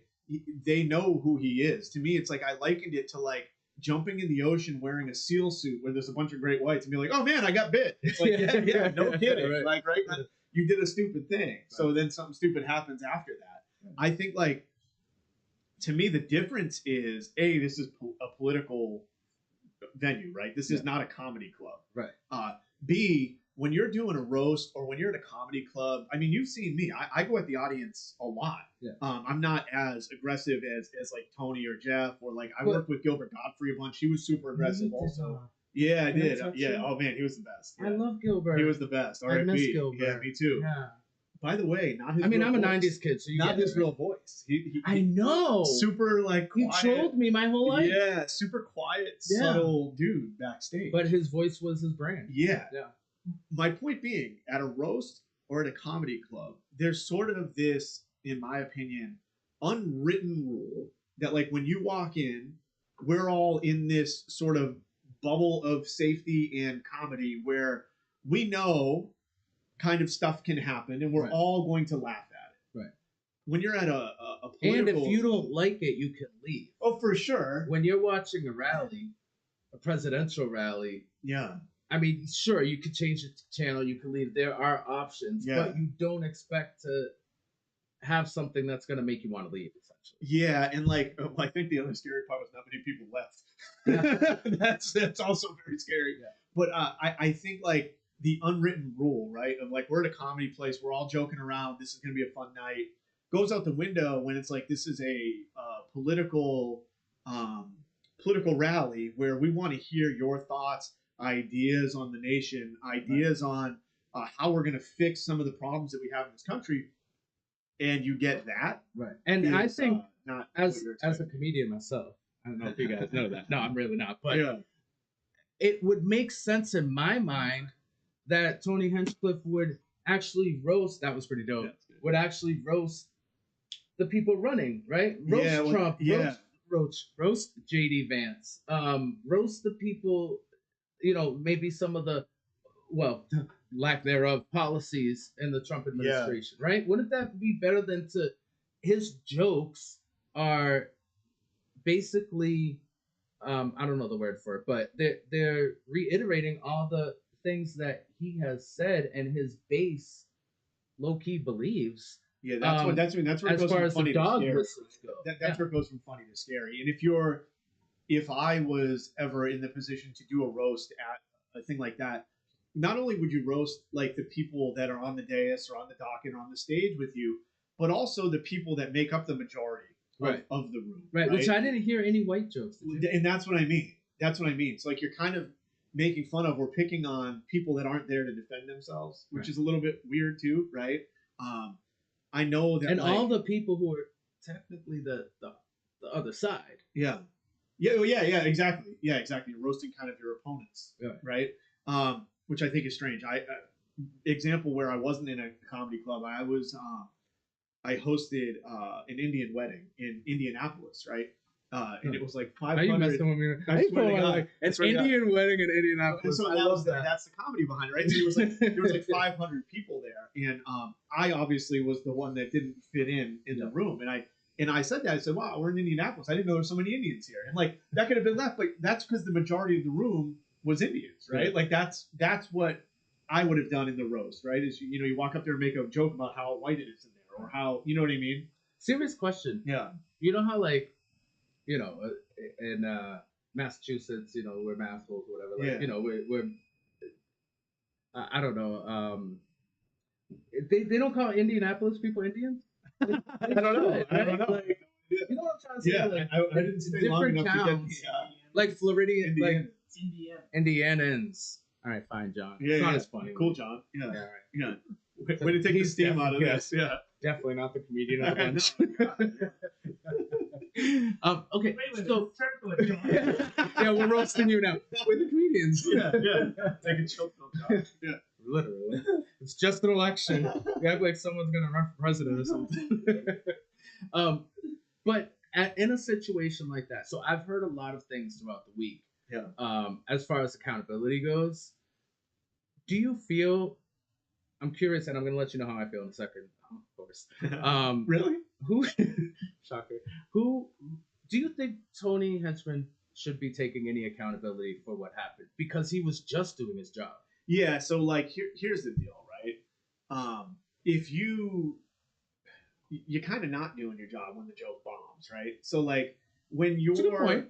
like for me, the job of a comedian, in my perspective, and other people might feel drastically different. I can't speak for anyone else.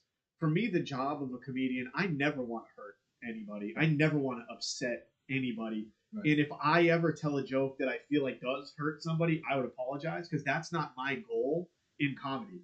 I don't know what Tony Hinchcliffe's goal is. I've never met him. Maybe he has a different goal. My goal is to make fun of people, make people feel included by teasing them. And you've seen me. Like, that's what I do. And if I ever get the vibe that someone I'm talking to doesn't want me to talk to them, I move on. And at the end of the show, I go up and I'm like, "Hey man, I'm sorry, dude. I was just playing around."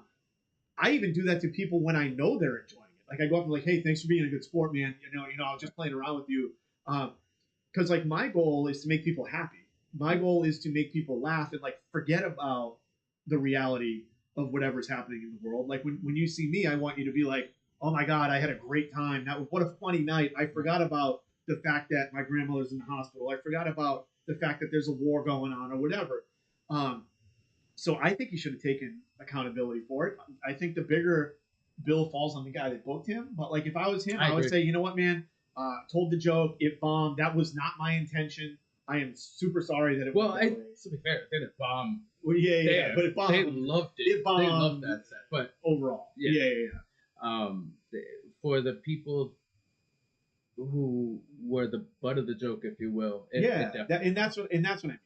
So if you're bombing to the people that the joke's about, that's a bomb joke, right? In my opinion. So I'm curious what your thoughts are. There's a lot of people, Puerto Ricans, like my own family. Yeah.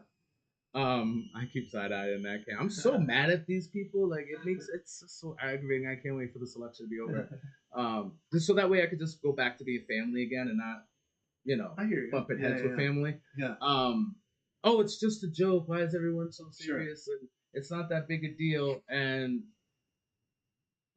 how do you feel about that as far as like giving essentially Trump and the people who put that together a pass because it was just a joke, and people got upset, but it was just a joke.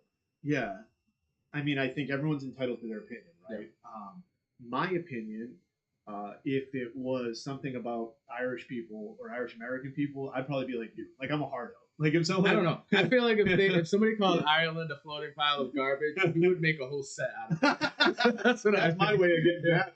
Okay, all right. So that's a way of coping. Yeah, and I think that's what the Irish did, right? We have songs, and with the Fighting Irish, we have songs, and if you listen to any Irish music, which by the way, St. Patrick's Day, I'm coming back. We're just gonna listen to Irish music, right? Yeah, it's all about. Are we gonna do what is it called? The step dancing? Yeah, my girls are. Those are my legs. My girls are at Irish step dance right now. That's where they are. They're at Irish step dance literally right now. We'll bring them in. We'll dance. Yeah. I mean, I don't think there is an Irish girl in Worcester who has not done an Irish step dance. But that's a challenge, right? Reach out. It's a rite of passage. Yeah. But my point is, all the music in Ireland is like either about drinking, fighting, or how much we hate the English, right? And it's like, or all three at once. Or all three at once. Yeah. But so I think that ways people get around it, right? They get mad. They write a song about it. They write a poem about it. They make comedy about it. Comedy to me is coping. That's why I do it. I think it's like therapy for me. Getting up there and getting to talk about how I feel and like joking around and laughing. It makes me forget about stuff too. Right. But I would be like you. Like I'm very hard line on issues that deal with Irish Americans or how Irish Americans were treated. Right. So like I personally would feel how you're feeling, but I also understand that people feel how they want to feel. I guess that's up to them. Well, and I love that you make that analogy or that connection because it's similar as if the English monarchy had a or whatever you are, right? I don't know if they were talking about Ireland, especially after a major disaster happened where essentially let's bring it back to Puerto Rico. Puerto Rico is a colony, right? Nobody calls it that, but it is. It's a colony. What is the actual? What do they call it? Territory. Territory. Those are nice. Like Massachusetts. Present day words. It's a common. It's a common. Is it? Yeah. Just like us.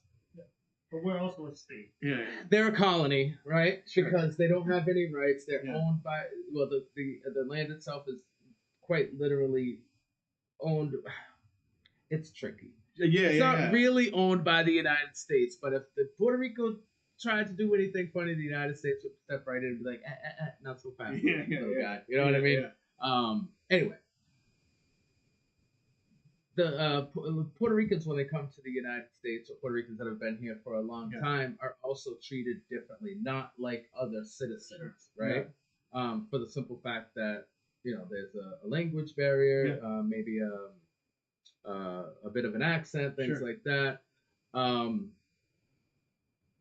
Is it becoming of someone who is running for the biggest office in the land, who would be controlling these territories as well, to be belittling and shaming and being divisive amongst these places through the use of comedy and things like that to try to get more votes, if you will? Yeah, I mean, I think that's a scary thing, right?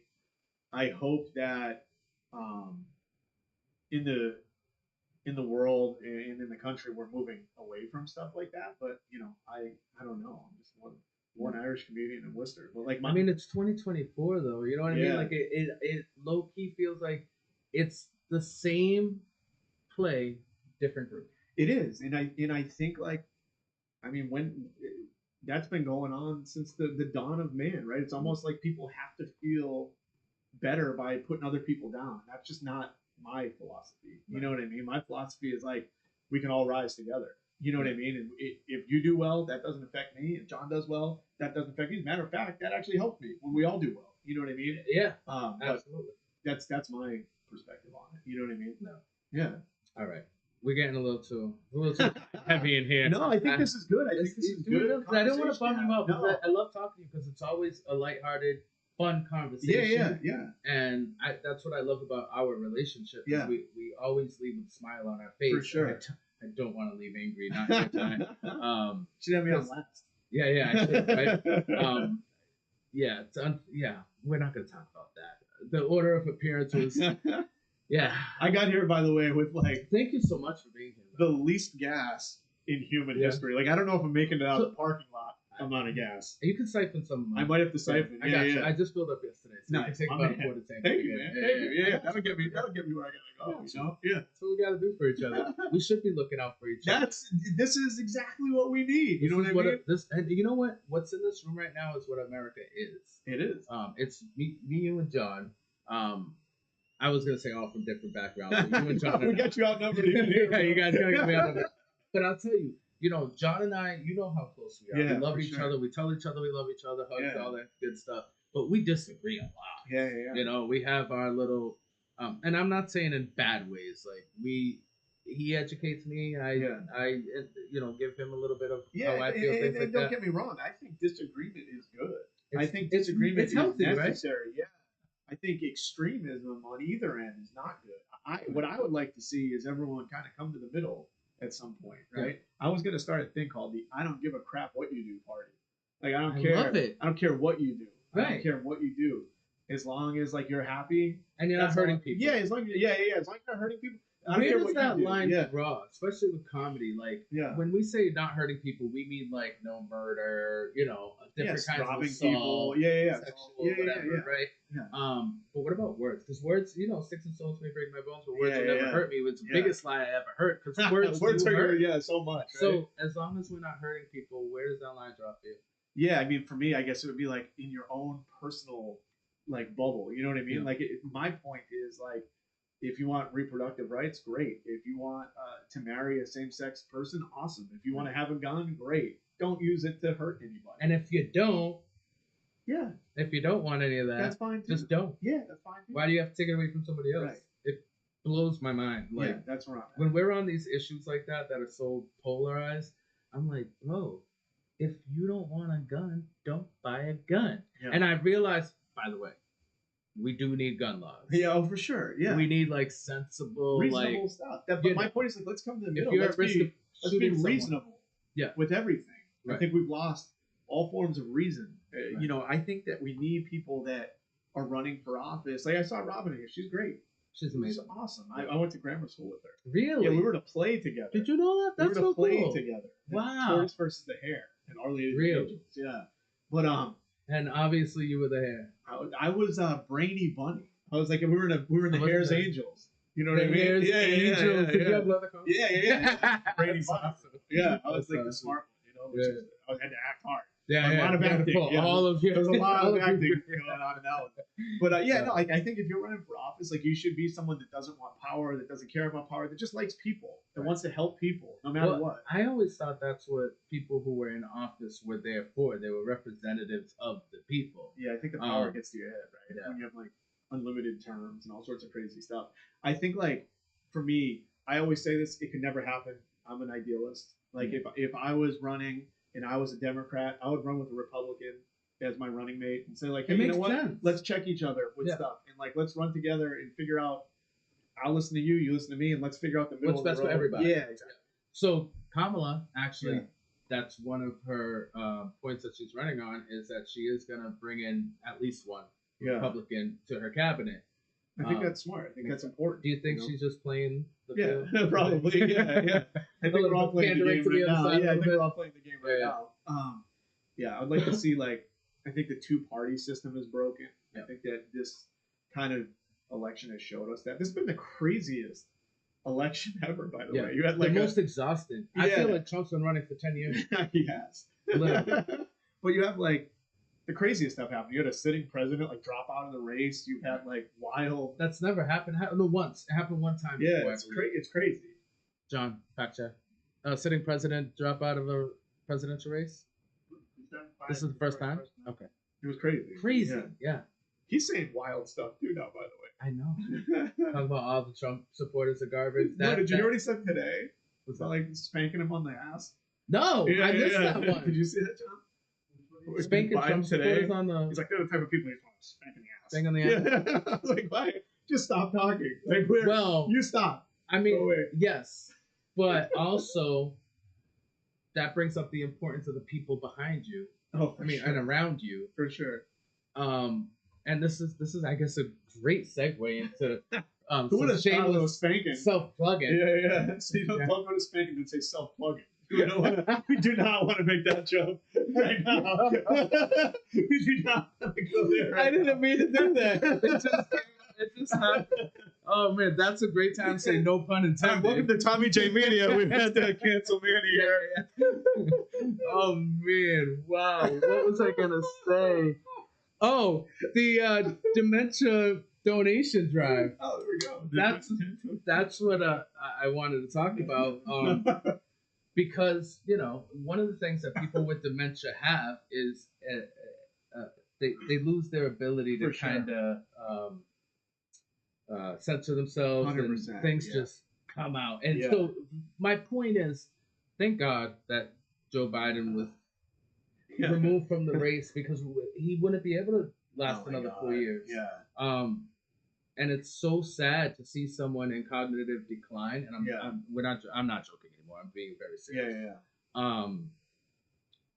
Because they're not in any control of it. Yeah, and it's very much up to the people around them, and the people around Joe Biden should be so disgusted with themselves.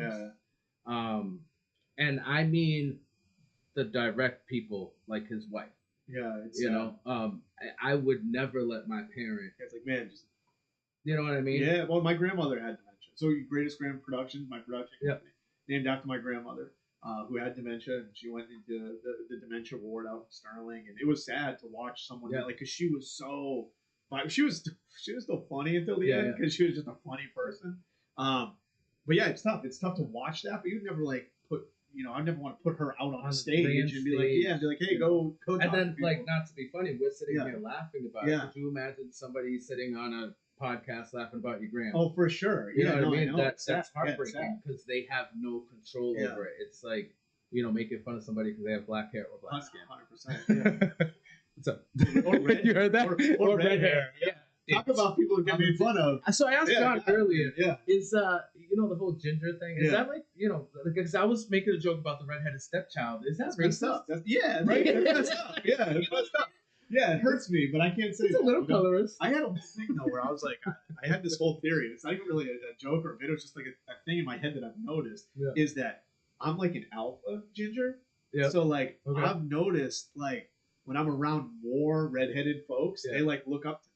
So I was gonna ask because you look like one of those. I could pass as not a ginger sometimes. Right. You might not be ginger enough for the gingers, but I'm like a man with no country. I'm no country. Like non-gingers call me a ginger all the time. You're Norway. Gingers go gingers are like, no, you're not one of us. I'm like, what? Where do I belong? You know what I mean? I don't know where we're going, but I like way far left. That's okay. That was right. It's not a joke. Gingers, look at me right now. Come together for one moment and tell me this isn't true. I'm looking right in the camera. I'm not delivering this to you, I'm delivering this to camera. I'm watching. I don't want to miss it. When I step into an elevator and there is a person that's more ginger than me, they'll be like, "Oh, I'll get the button." Do you feel inadequate? No, they'll press the button for me. I'm like, "Thanks," because they have this there's a level, an unspoken. I'm maybe the first person to ever comment on this in public. There's an unspoken law between us, and we all know it. Right. We all know it. So you're superior. I was You're a superior ginger. Yeah, not to brag. I'm not good enough to blend in with the other people. You know what I mean? But in that community, in our little community, people respect me. That's all I'm gonna say. Yeah. And they know it. You guys know it. We don't know it. Yeah, that's true. Yeah, alpha ginger. I love that. Yeah. I never thought we'd be talking about alpha ginger. John, did you expect this to go this way? It's a thing. What you gotta say? John's a ginger, so I want to hear what he has to say. Tommy's first Netflix special is gonna be Alpha Virginia. Yeah. Just in case you didn't hear, John just said Tom's first Netflix special is gonna be Alpha Ginger. Yeah, I swear to God, man. I love People it. see me. Whoa. Yeah. It's like I could. And at the ends in the credits, concept thought up at Manny J Studio. yeah. It's on. I mean, this is documented. We got it. Yeah. and we'll be on the production team. Yeah, All right. Anyway, back to why we're here. There's an election tomorrow. Did you know that? No. What's going on? Yeah. Who's? So there's 2 people running. Okay. I forget what office. It's one of the big ones. No. But can I ask where you're leaning for president and why? You can say no. No, can not ask. right now. Yeah. Okay. Let's just say I'm in the I don't care what you do. Yeah. group. So I lean. Do you care that people don't care so much they don't vote, or should? No, they everyone vote? got to vote. Everyone vote. Everyone go out and vote. I go nuts when people are like, "Oh my God, I hate what's going on." It's like, "Oh, who'd you vote for?" Like, "Oh, I didn't vote." It's like, well, then what are you doing? Also, to me, you always hear people, "We're in Massachusetts. Your vote doesn't matter." It does, because there's other elections happening other than the presidential election, And there's ballot questions, which we're going to get to in a That's what I was second. going to say. There's ballot questions, right? Yeah. So your vote does matter. You got to get out there and vote. That's it. Yeah. I don't want to say because I'm trying to raise money for a movie. You know what I mean? So Yeah. Everybody got to be. Yeah. We got to be cool. I Yeah. completely get I'm it. going to pass it to you right now. Yeah. So So I think you know what I'm yeah, saying. You know what I'm I gonna mean? take it. Yeah. We got a little telepathy. Yeah. I'm gonna take it. So without, we don't have to go into what our personal choices are, because that's one of the beautiful things about the American democratic process is it can be private. For sure. There's no reason why people have to know who you're voting for. For sure. I like to talk about it because I want to be somewhat influential. Yeah, absolutely. As far as like, I would love for my team to win, right? Yeah. However, with our platform here at Manny J Media, one of the things we really do strive hard to do is remain unbiased, even though that's obviously hard for me tonight. But overall, we want everybody with different opinions and different outlooks to come together and be able to talk and truthfully, to be able to I don't want to say be empowered together, but whatever, be empowered together. Yeah, you know that's what I we mean? were talking about this whole time, right? Like, I think that's important. I think what you were saying. Yes, John. Do we have a question? Yeah. Yeah. I like Michael questions. Tolman. Yeah. I wanted to say to you that Coach Mora is more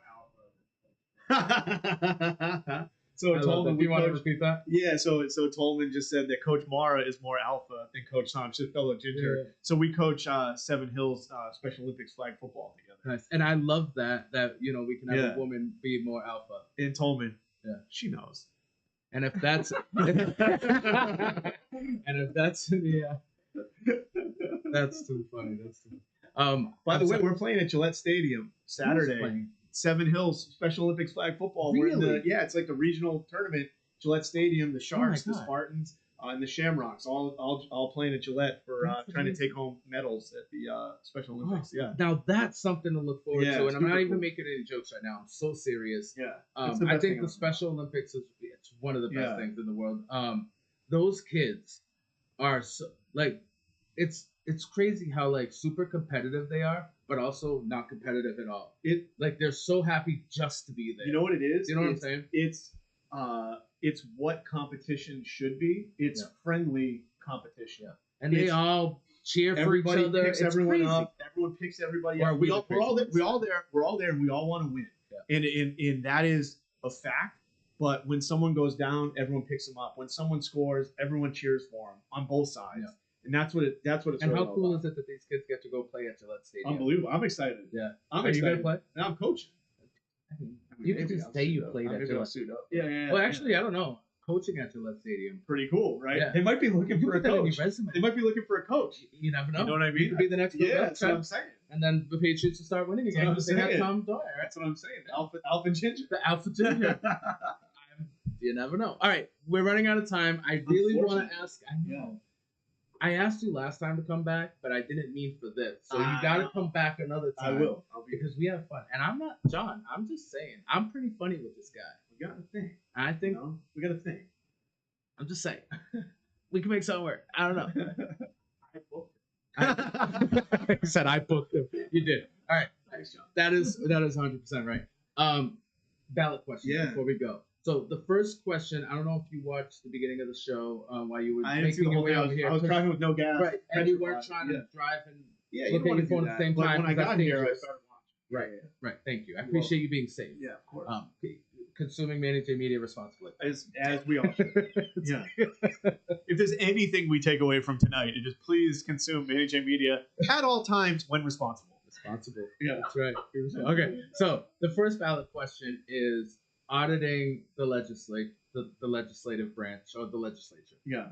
Well, how do you feel about that? Let's audit them. The state auditor having an auditing process for the legislature. Yeah, I'm into auditing. You into auditing? I'm into auditing. I mean, not necessarily, to be honest with you. Yeah. However, it is an American way, Yeah. right? Like, everyone expects at some point in life to have their taxes audited. Hell, man, yeah, right? we get audited. Yeah. So What's good my for the thing goose was- is good for the gander. Thank you very Yeah. much. One thing Robin Kennedy said that I want to reiterate, and I implore everyone to go do your own research as well, sure. because it's important that you read it for yourself Yeah. and understand it for yourself. Is that, because I didn't understand this part, is that, there are 3 separate branches to government for a reason. Yeah. And the auditor is part of the executive branch, which is not part of the legislative branch, Gotcha. which makes See, the executive that's branch like- part of the yeah. legislative branch. So it gets a little bit Gotcha. messy. See, So, given that, yeah. if we want to keep those separate, do you believe in the Constitution and the separation of the powers through the legislative, judicial, and Sure. executive branch? Yeah, sure. You don't. You know what? It's like Because it doesn't really work. That's like Anyway. saying- They do yeah. whatever the hell they want. Anyway, Yeah, that's right? what I'm saying. It's like the thing was written on a scroll. Like I get it. All right. So yes or no on 1? I get Say it. yes. C. All right. 2. Removing the requirement for the MCAS. Yeah, get it out. All right. And then I do you got have any- ADHD. I have OCD. I Never, don't do were you well ever on really tests. good tester? Okay. I don't That do doesn't well make on tests. It's like you know what I mean. I don't even like school in general. So. Right. And not to age you, but what year did you graduate? Oh man, 2004. Oh, so it was a requirement for you. No, I went to a private school. Oh, so you're even Yeah, luckier. yeah, Okay, yeah. cool. All right. And you're doing just fine without that requirement. Yeah, I'm doing fine. I got C's in high school. I'm doing all right. All right. Question 3. DoorDash union. That's right. We haven't know talked that too one. much about it. All right. So the DoorDash, not just DoorDash, but all drivers, Ubers, I'm gonna have to dive more into this. they want to unionize. So this basically gives them the right to be able to form a union. They're not considered employees. Right. Yeah, sure. You know. And it's one of those things. If you want to be in the union, great. Yeah. You have the opportunity. You if don't you have don't, to. Yeah. that's I'm on you, right? I'm pro Pretty much. union. Right. Why not? Okay. Question 4. Psychedelics. In. Right. I'm in. All the way. Yeah, All the way. I'm all yes. I'm a yes. Yeah. Yeah. It's the same. So I just want to say again, the psychedelics, I think it's important because it gives our medical fields in the state 100%. opportunity to explore different treatments for people, especially with mental illness. 100%. Yeah, I'm all for anything you can do to help people in any scenario, whether it helps with cancer, diabetes, mental health. If you have natural things that can That you help, could just grow let's do it. Let's do it. unlimitedly. The funny Like, thing is, we were watching the commercial. There was vents on the bottom. Yeah. And I said to my wife, I said, "The mushrooms with vents on the bottom are poisonous." And so then we watched the commercial.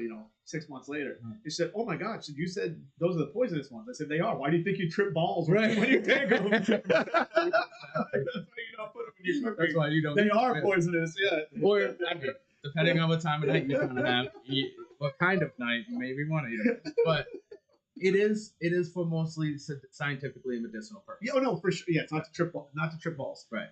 Well, anyway, But moving on.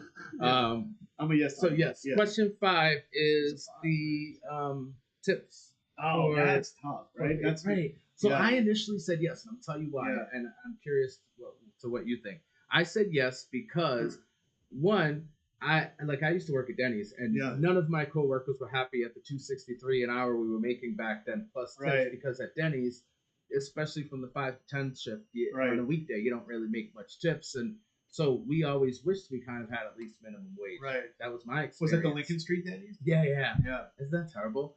We were in there one time. We were at the Lincoln Street Denny's. Yeah. This is kind of funny.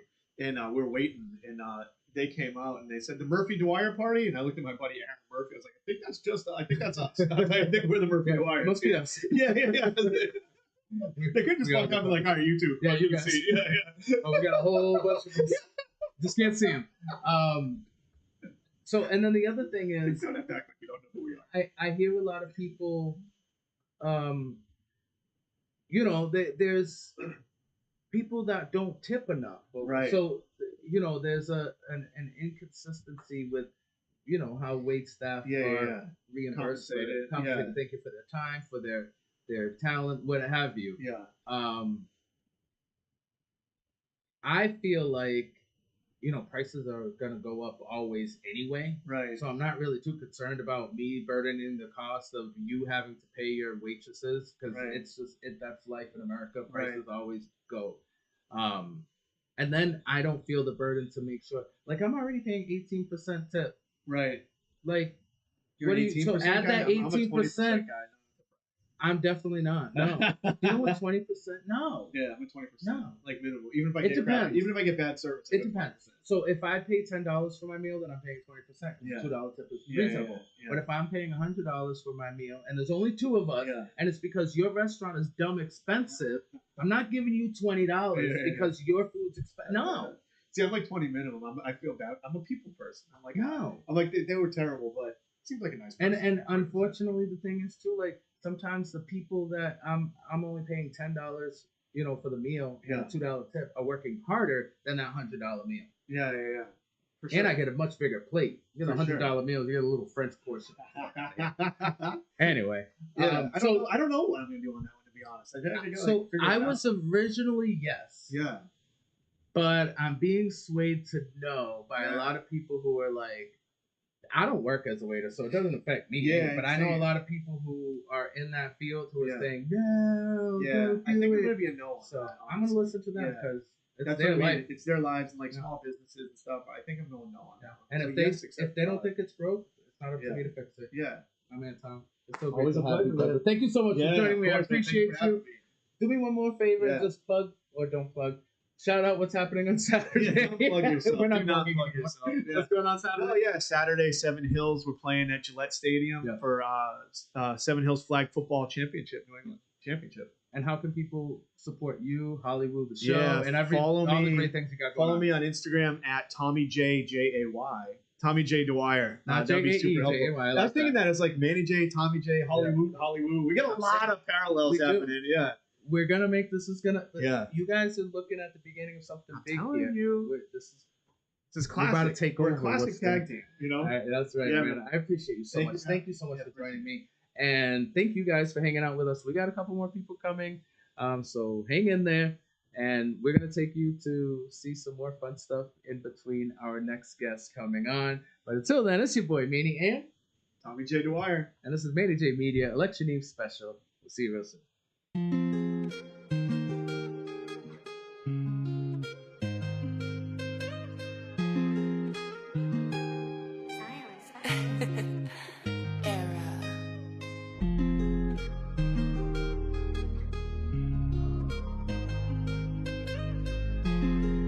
Hey yo, what's up? It's Positively Suzanne at Manny J Media, Community Delivered.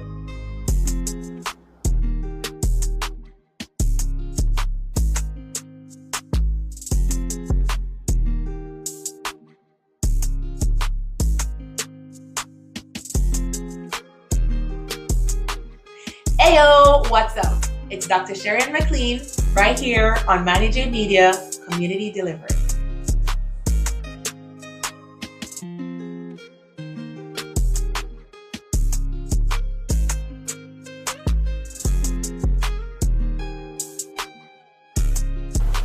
Hey yo, what's good everybody? This is your boy Abby Kodo, and right now I'm live with Manny J Media, Community Delivered.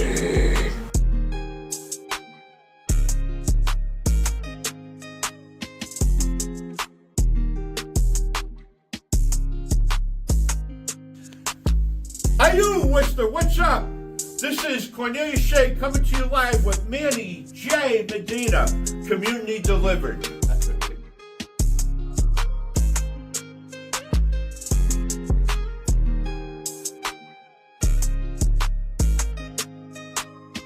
Ayo, what's up, Worcester? This is Maritza Cruz Acevedo coming to you live with Manny J Media, Community Delivered.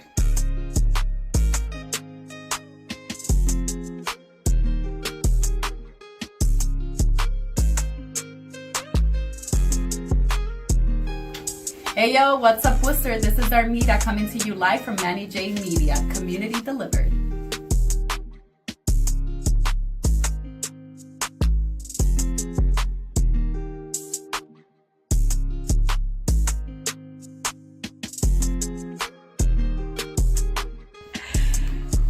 Hey Worcester, this is Monica Dwani coming live with Manny J Media Community Delivered.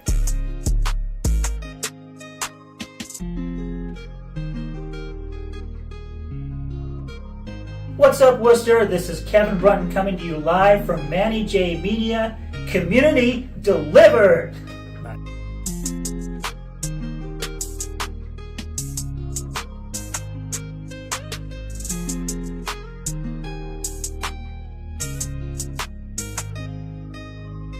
Hey, what going everybody? You don't know it's Raquel Knight from For One Child coming to you live with Manny J Media Community Delivered.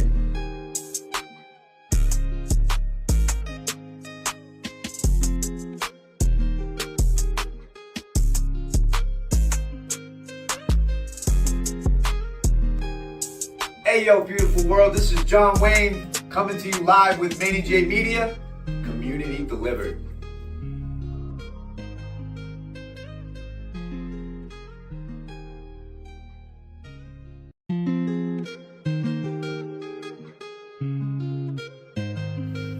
Hey Worcester, this is Carolyn coming live to you with Manny J Media, Community Delivered.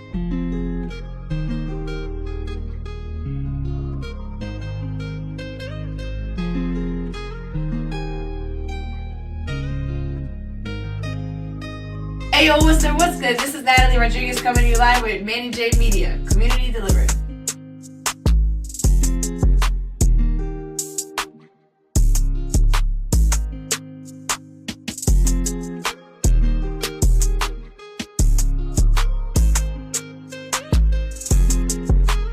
Hey yo, Worcester, this is Janice Ryan Weeks coming to you live in living color with Manny J Media, Community Delivered.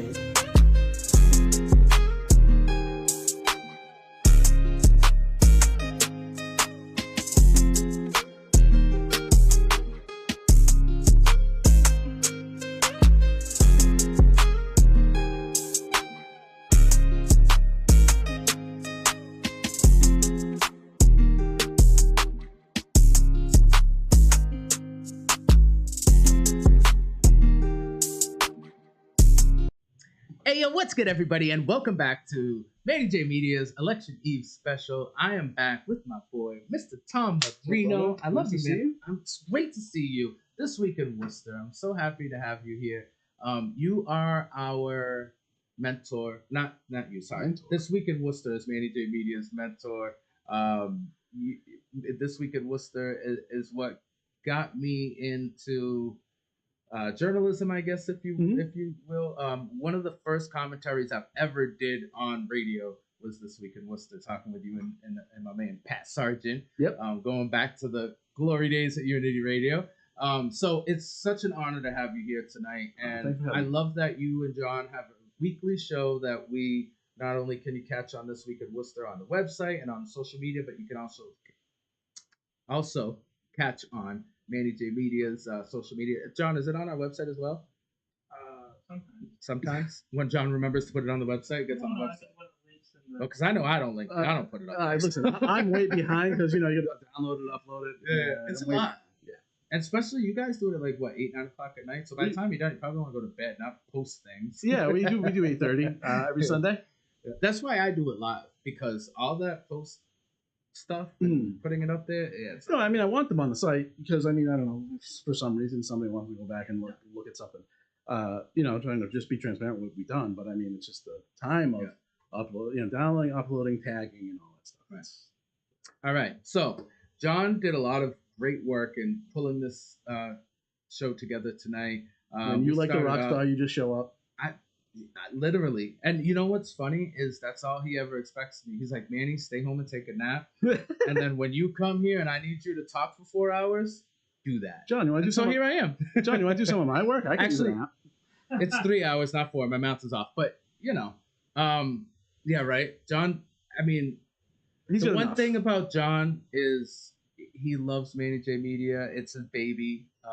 It's our baby, and he's also got a lot of other stuff. So unfortunately for everybody out there, he's not available at the moment. That's not to say he won't be eventually, but right now he's not available. If he gets another president title, I don't know. Trump might come get him. Yeah, All right. So speaking of Trump and presidents, that's really why we're here. Tomorrow's an election. Mm-hmm. I don't know. You realize that was happening. Tomorrow's D-Day. Yeah. Yeah. Right. It is. So where I want to start with is not even so much who we should vote for, any of that jazz, but break down the two candidates for me, if you will, in this week in Worcester fashion. Who are our options? Well, there are some third-party options that aren't going to do well. Green Party's been around 100 years, and Jill Stein's running for the fourth time or something. So I honestly, I'm not even joking. I didn't know she was running again. Oh yeah, she's running, and that just goes to show how much she's probably not have a chance. Yeah, 1% maybe, 1 to 2%, certainly not over that. And I mean, the goal for any third party is to get 5% of the presidential election, because that gets you into federal funding for federal campaign funding. And I can't imagine they're going to hit half that. But there's other tickets as well. And some of those could draw. They can make a difference because they draw from one of the two people that is going to be president. But I mean, you're not going to get a whole deep analysis on the difference between them.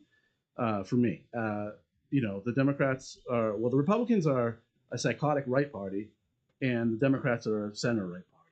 I mean, there is no left party. I feel like there's more like 4 parties now. Correct me if you think I'm going too far with this, but I feel like there's liberals, like far left liberals, Democrats, actually 5 parties, the independents, and then you have Republicans, and then far right conservative, or you can switch the names around.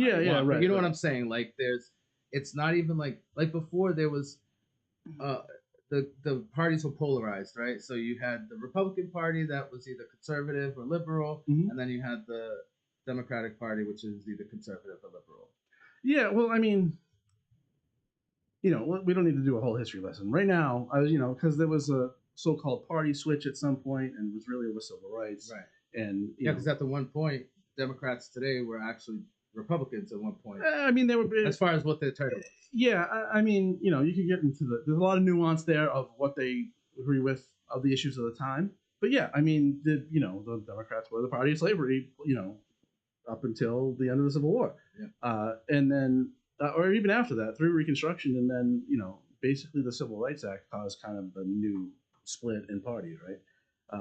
Famously, Strom Thurmond was a Democrat up until the Civil Rights Act, and, turned into a Republican because he opposed the Civil Rights Act. Right. And if you actually go back and look at that, that was split by geography more than party. Yeah. But I mean, now you have, Bill Clinton turned the Democrats from, a center-left party to a center-right party. I mean, they basically moved closer to the Republicans, and so, the Republicans kind of moved further to the right. So, there's very little, despite what you hear on TV and what people, say about the Democrats, and, calling Kamala Harris a socialist is hilarious. Yeah. So that's the next thing I wanted to get into was, you keep hearing this rhetoric and these terminologies that are coming, and it's wild because it's not just socialist. It's all kinds of like far left titles, socialist, commie, right? Kamala. What is his? It doesn't matter what his name is for. That's ridiculous. But that is not, and especially Kamala Harris. Like, let's be real. We have some pretty far left people in politics, but Kamala Harris is there. Well, I don't agree with it. But as far as like, when everyone thinks of far left, they think of AOC, for example. Yeah, I mean, which I don't think she's far left, by the way. I'm just saying. Yeah, I just think. Yeah, I mean, I don't. I think she's just the people's politician. Yeah, she's taking some votes I don't like, but there's a crazy purity test on the left going on as well. I mean, calling Joe Biden, especially socialist, is hysterical. Yeah, I feel like Joe Biden's a closeted Republican.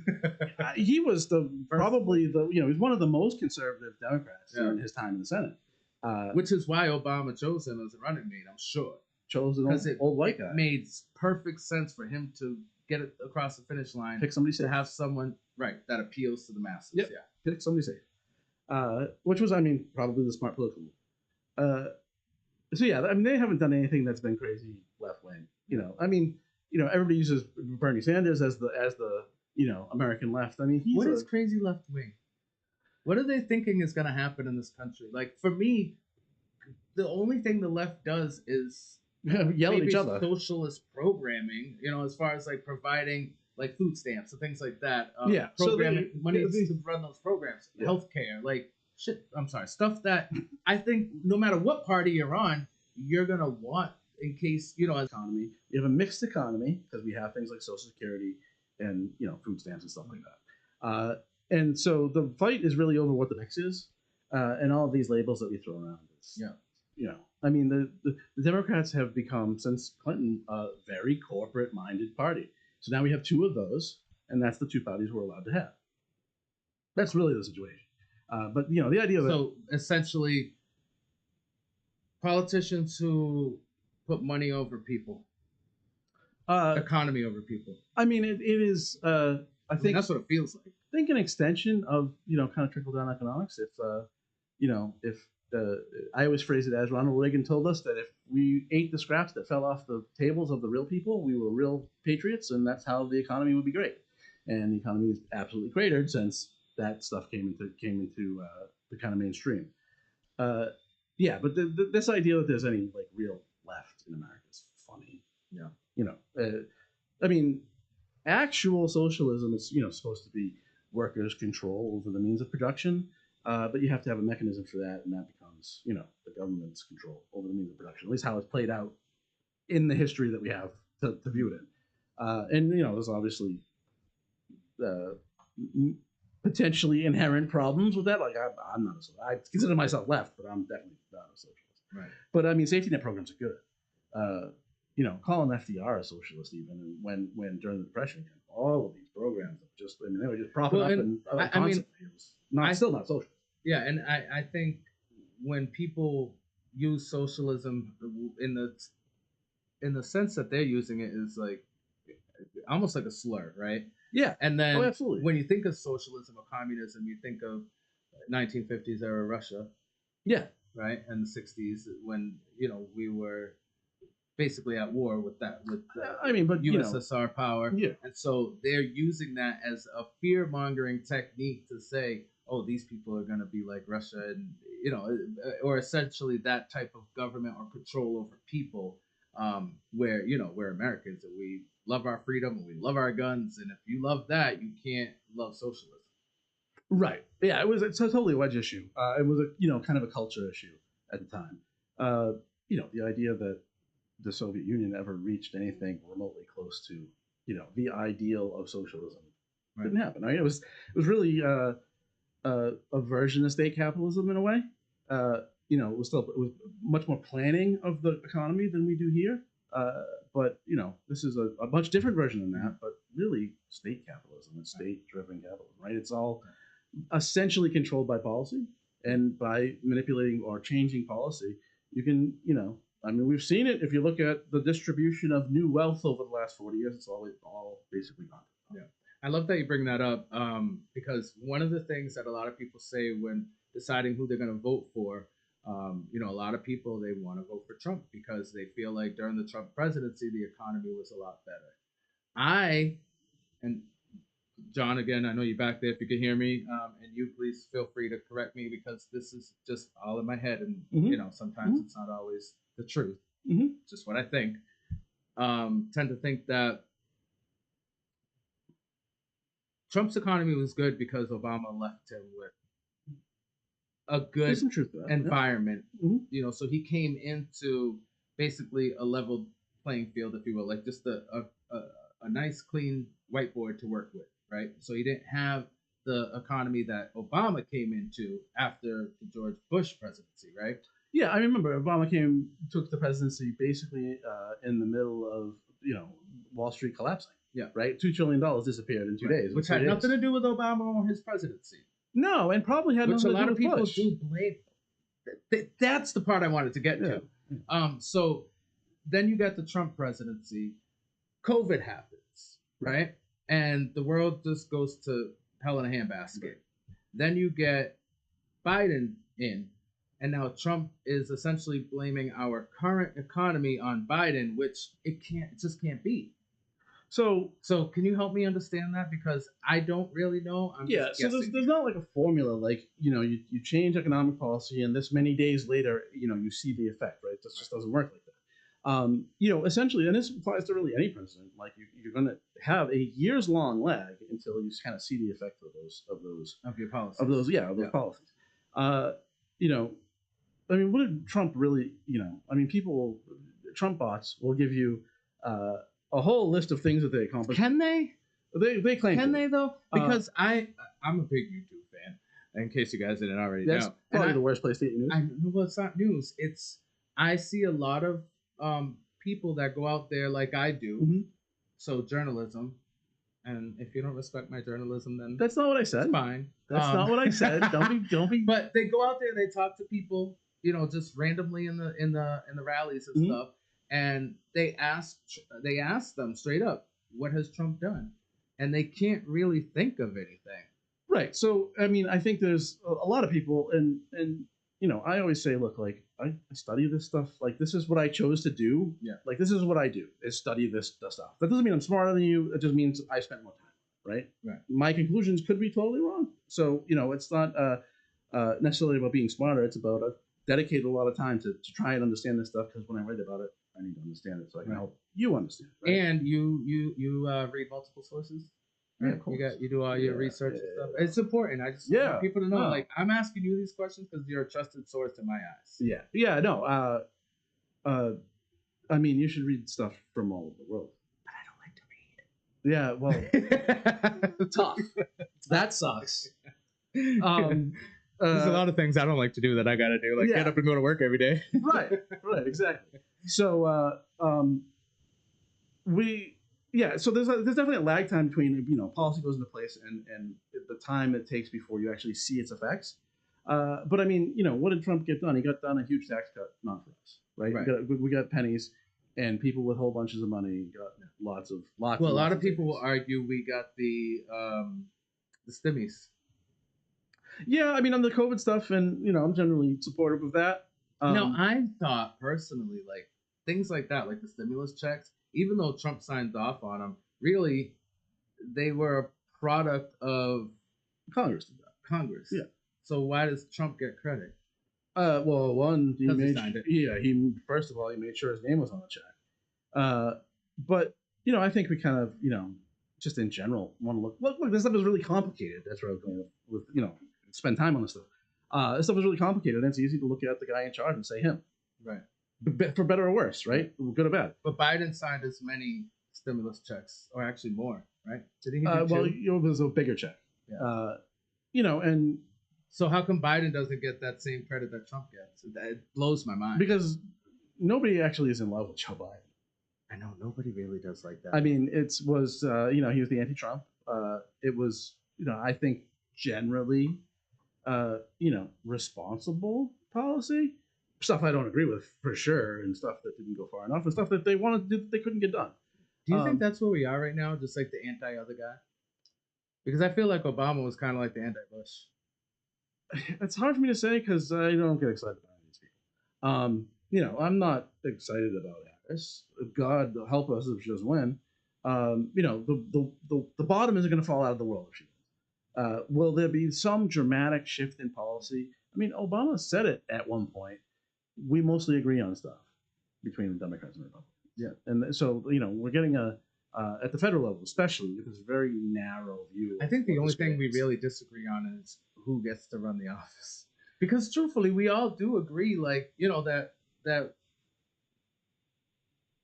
American freedom and values and things like that, like we should all be able to so people talk about like we need a unity candidate, or we need we need unity in the country, and it's like, but the next obvious question is around whose ideas, and that's where unity falls apart. Kamala said she's gonna have a Republican in her cabinet. Yeah, How do you feel about that? Great. I don't feel like it's too convincing. Just pandering, Yeah. She might do that, I mean, Obama did that. But do you think that wouldn't that be like if I was running for president? Say I was running Democrat. I don't think I ever would. Can you run? You can't run as independent, so I'd have to pick one. Well, you can. You just won't. I definitely wouldn't be running the Republican. I'm sorry, I just can't. For a lot of reasons, mainly because the history of the Republicans as far as treating minority groups just hasn't been too kind to me. So I'm understood. You know what I mean? I'm not a fan either. On the Democrat side, but I think it would be absolutely imperative for me to have some people that don't think like me on my team to help me get a better view of or better scope of the people that I'm. Yeah, I mean, I would kind of serving. I would kind of look at it like this. She's done a lot of outreach to, to Republicans that don't like Trump. The Cheneys. I'm not a big fan of Liz Cheney. I'm even less a fan of Dick Cheney. Yeah. So that irks me, and you don't really see that in the left. But at the same time, who is there to reach out to? There's Bernie, and he supports it. Yeah. So, I mean, I love Bernie. So if Bernie's down, I mean, I wish Bernie was running. I really do. Yeah, no, not anymore because he's getting old. Somebody asked him recently, and he laughed. Yeah, he's like, bro, 80 is too much. Yeah. And it's nothing against. This isn't ageism. This is like. No, it'll be 90. By the time he can run, he'll be like 80. our brains are. I'm 40 right now, and my brain's already degrading. Oh yeah, no, I'm not. You know a what I mean? So when right. you're 80, like, come on, man. Yeah, I think he's 79 or 80, so he'd be like 83, 84 by the time he can even run. Yeah. And then what is he going to be 95 and be president? God help us. But when you hear him talk, it does seem like, and this, not to get too far off track, but it does seem like all he cares about and what I wish more politicians would care about is making sure that one, our government is functioning in the way the Constitution intended it to for all, not just for the limited when it was written. You know what I mean? And two, that we're putting people over pretty much all else. That we're making sure that our country and our people are well taken care of. Yeah, I mean, I think it. And who could argue with that? Well, so I think it really comes down to, we argue about all these social issues about trans people. Why we're talking about 0.5% or 1% of the population so much. But regardless, why do they care? Right, exactly. It really comes down. Do you know how many times I went to the bathroom and saw a trans person in the bathroom? 0 in my life. Never happened. Right. And if I did, one, I didn't know, and two, it didn't affect me. You just let people take a dump. I mean, really. Like, you know what I mean? Mind your business. Go in there, do what you got to do, and get out. Right. But this really comes down to economic policy, and there's a economic, and I'm by no means an economist, but there's a concept called the velocity of money. And it's how far through the economy, like how many hands money will change before it dies. Okay. And money dies at the top because people at the top spend a very small portion of what they're earning. And I mean, the other side of that is investment comes from one opportunity. People don't just invest money because they have it, right? If the economy isn't favorable or they don't see opportunity, they'll invest in low yield stuff to maintain their wealth from inflation, right? Because naturally have 2 or 3% inflation, and so they're trying to shoot for, like, people that are doing wealth management are shooting for 2 and 3% return. They just want to maintain. They don't want to lose money by existing. But they generally spend a very small portion of the money that they earn, and the rest of it is savings and usually safe investments, and then some portion of it is higher risk, right? Yeah. But generally, money dies at the top, and what we have is an economy that starts all the money at the top. Yeah. So if we vote Trump back in, how does my gallon of gas and dozen of eggs look next year? The gas debate is hysterical. What's up, John? Real quick, just for someone in the chat. Yes, please. By the way, I encourage you guys all. John's monitoring the chat, so please ask questions. I'm happy to talk about. It was a fact check. Fact check, okay. We'll be able to fill this in a little bit, but Trump had 7 Democrats in his cabinet. Okay. So Trump had 7 Democrats in his cabinet is what one of the fact checks that our lovely audience provided. Michael Flynn, registered Democrat. Gary Cohn, registered Democrat. Ivanka Trump. Stop playing with me. Democrat Peter Navarro, Robert O'Rourke, Eric Feige, I mean, sure, okay. Ivanka Trump, registered Democrat. And then what was the other one? Michael Flynn, registered Democrat. Let's be serious. Michael Flynn's a mental patient. I'm not saying you. Sorry, I'm not looking at you like you did anything wrong. All I'm saying is. No, fair enough. And who's the guy in, I think it's Pennsylvania, that he's a registered Democrat, but he often votes Republican. By the way, it's Who's not second most in history behind Obama, who had like 27. So Trump had the second. And then secondary. Yeah. So like, I mean, Trump had the second most Democrats in his cabinet. Second most cross-party. Yeah. The second most cross-party nominations. Okay, I just want them to know what you're saying to me. That's. I mean, so if there was a real ideological divide, wouldn't that not make sense? Right? If there was a real different ideologies in both parties, wouldn't that not make any sense? I think that just proves that the parties are basically the same. Yeah, it's all like, I think that Look, it's a farce. It's like, not real. There's so it's such a clown show on Capitol Hill because there's actually not a whole lot. So that means Trump is a Democrat. There's no way. It used to be. There's no way that Ivanka's a Democrat and her father's a Republican. She would have followed suit. Most kids do, right? Trump was registered as a Democrat in New York until 2013. Yeah. Trump was registered as a Democrat in New York till 2013, which means he registered as a Republican because he knew. He didn't register as a Republican until 2015. Yeah, 2015. so, but that was no, also he wants right. tax cuts. He wants what he does is tax cuts. Well, and that was clearly he thought he'd have a better chance of becoming president as a Republican than Democrat, right? Yeah, I mean he's a shameless opportunist. But yeah. So I mean, there's so you don't want to get a Trump Bible. There's so little difference in especially economic philosophy. Yeah. They're basically working from the same school of economics. They have different takes on it, but it's not like we have this vastly different ideologies. Well, and that's why everything think about Democrat and Republican. They think like good and bad. Right. When that's exactly the message that both white. parties. Right. That's exactly the message both parties are trying to send. That's why everything on Capitol Hill is such a clown show because they're trying to create the illusion that there are vast differences. So it's how they divide us, conquer and divide. I mean, I don't know about that. I know about that. I mean, Listen, I just had a vision. I'm telling you. I mean, Democrats still like they need the vote from organized labor, right? So they at least have to placate organized labor, right? Democrats have alliances, people that they need to keep their vote or that they need to turn out to win. Yeah. Probably organized labor is the best example, but it's a corporate party. I mean, the Republicans have all but kind of surrendered the idea of being the party of working people. Really, it is the corporate party. They will say it, but if you look at what they do, I mean, it's basically the Wall Street Party. Yeah. And the Democrats aren't much different, right?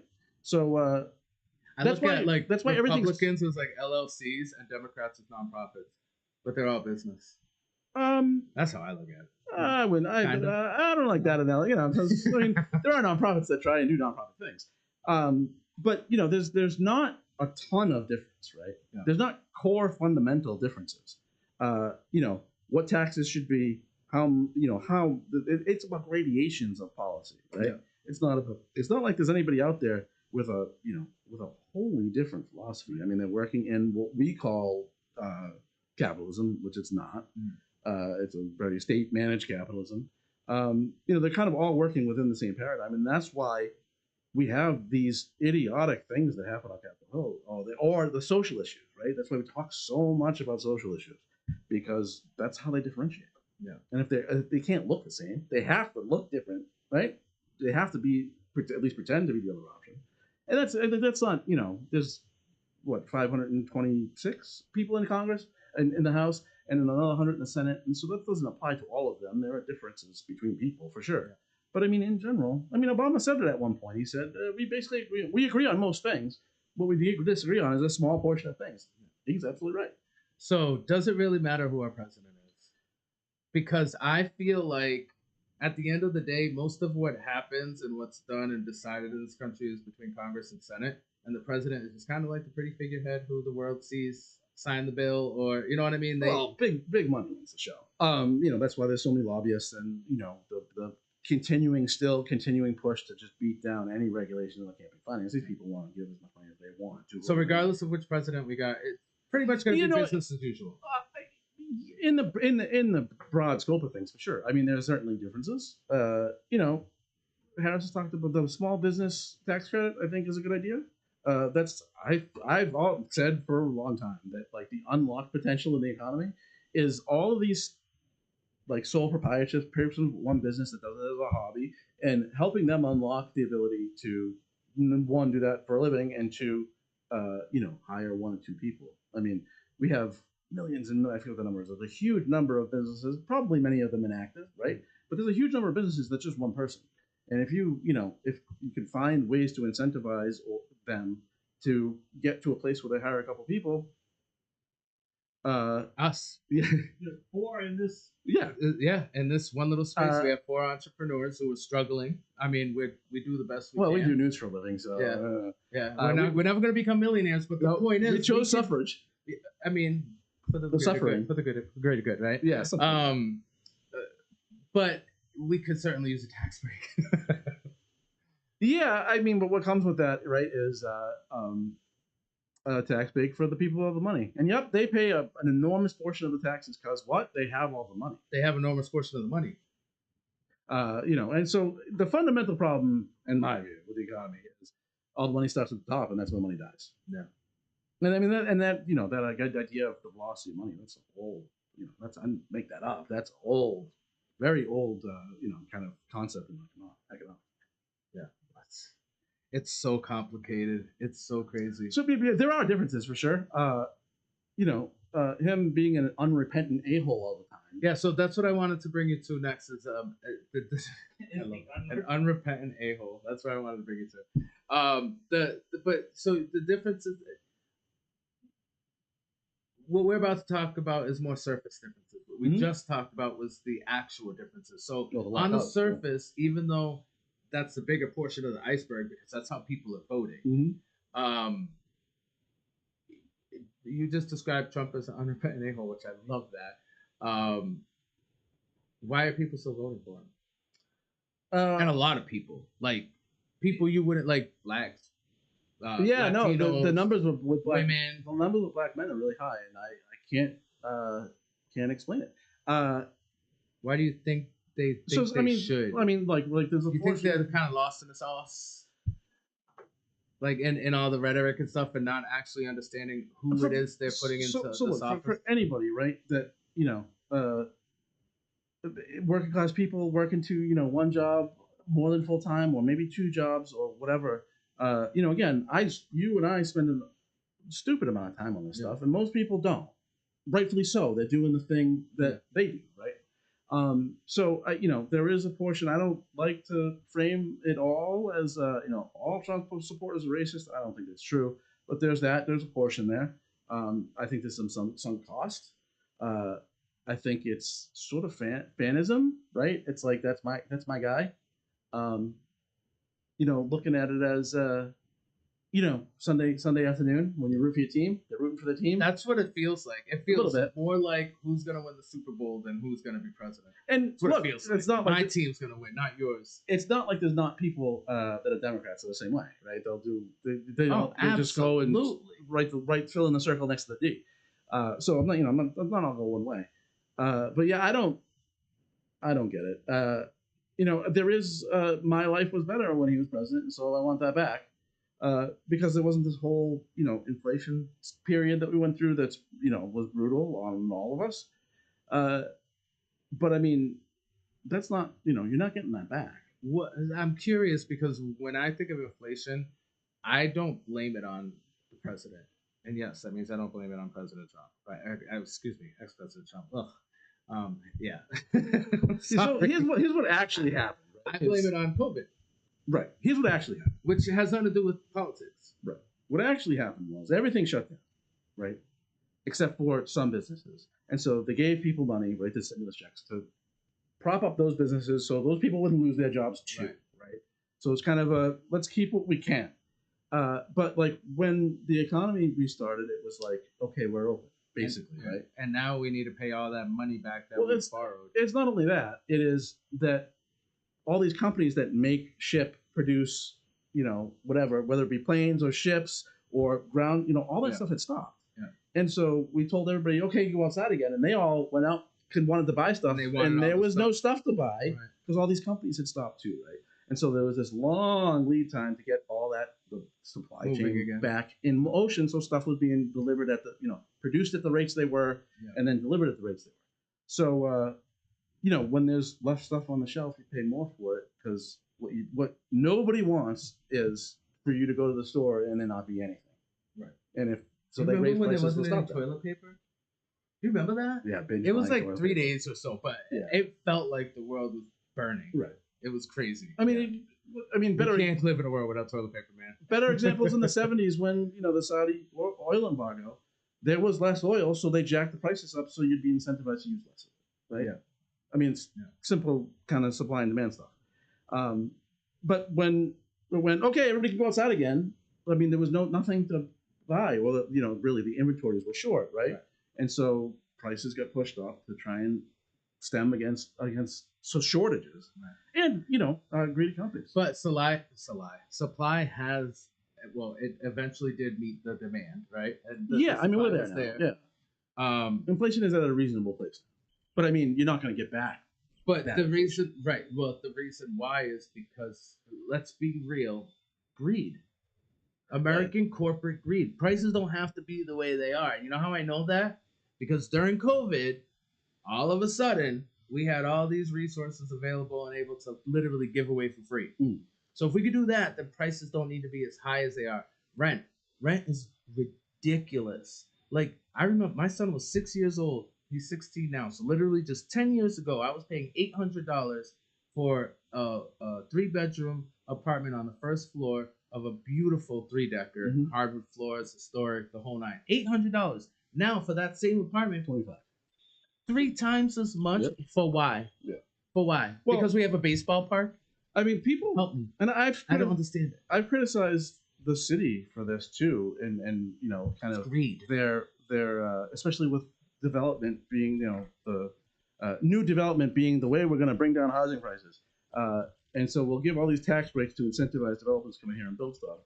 And I mean, that's not like wholly irrelevant, but understand that like these companies and any company with investors, especially Wall Street, like firms that traded on Wall Street, those people that invest in those companies, they have no connection to those companies whatsoever. They vote for board or CEO or whatever. When they cast their votes, they have one interest. They want as much money as humanly possible back from their investment. And that's how, that is... I mean, to be fair, so would I. Exactly. And that is corporate boards and like CEOs. That is their obligation. They have, like fundamental legal obligation. Right. Their job is to get returns for their investors. So this idea that we then will look at the corporate world as like it does, like big business like that doesn't do work with charity because they're nice people. They do it for PR. Right. They do it because it does something or tax for them. breaks, or like to lay off, the taxes. That a bunch of reasons why they do it. But it's not like we want to be great people. Yeah. That's not how, especially big business work. Big business is there to produce for their investors. And so why we would then ever look to the corporate world and without that lens of everything that they're going to say back to us is in their interest of making money for their investors, because that's their obligation. And so like this corporate fealty that we kind of have, like big businesses know it all. Yeah, they know a lot of stuff because they have money and they hire people that know stuff. Or they, technology companies create technology and they get like institutional knowledge from that. But the idea that they act in anybody's interest but their own, that's what they're supposed to do. Right. That's what business is. Right. And so, when we look to the business world and kind of let the business world dictate policy to us, they're just telling us what's in their best interest. Right. And what's in ours. Because it's true. I have John who, I told you we don't agree on everything a lot. Well, one of the things we don't agree on is how to run a business, because I like to give everything away. Well, that's, you got to eat. I know. And John likes to sell it. So, I mean, he likes to run it like a real business. Yeah. Right. Yeah. It's so hard to find that balance. But I feel like, John, thank you so much. You handle it really well. Because like I said, I'd just give it all away and then we would never be a business. But there has to be a point, and I mean, I guess we. All right, yeah, maybe we can. How come the government can regulate, like, things that happen with our bodies, but can't regulate, how greedy businesses can be? Like, I mean, so the best example of this is people are moving out of Worcester because they can't afford to live here.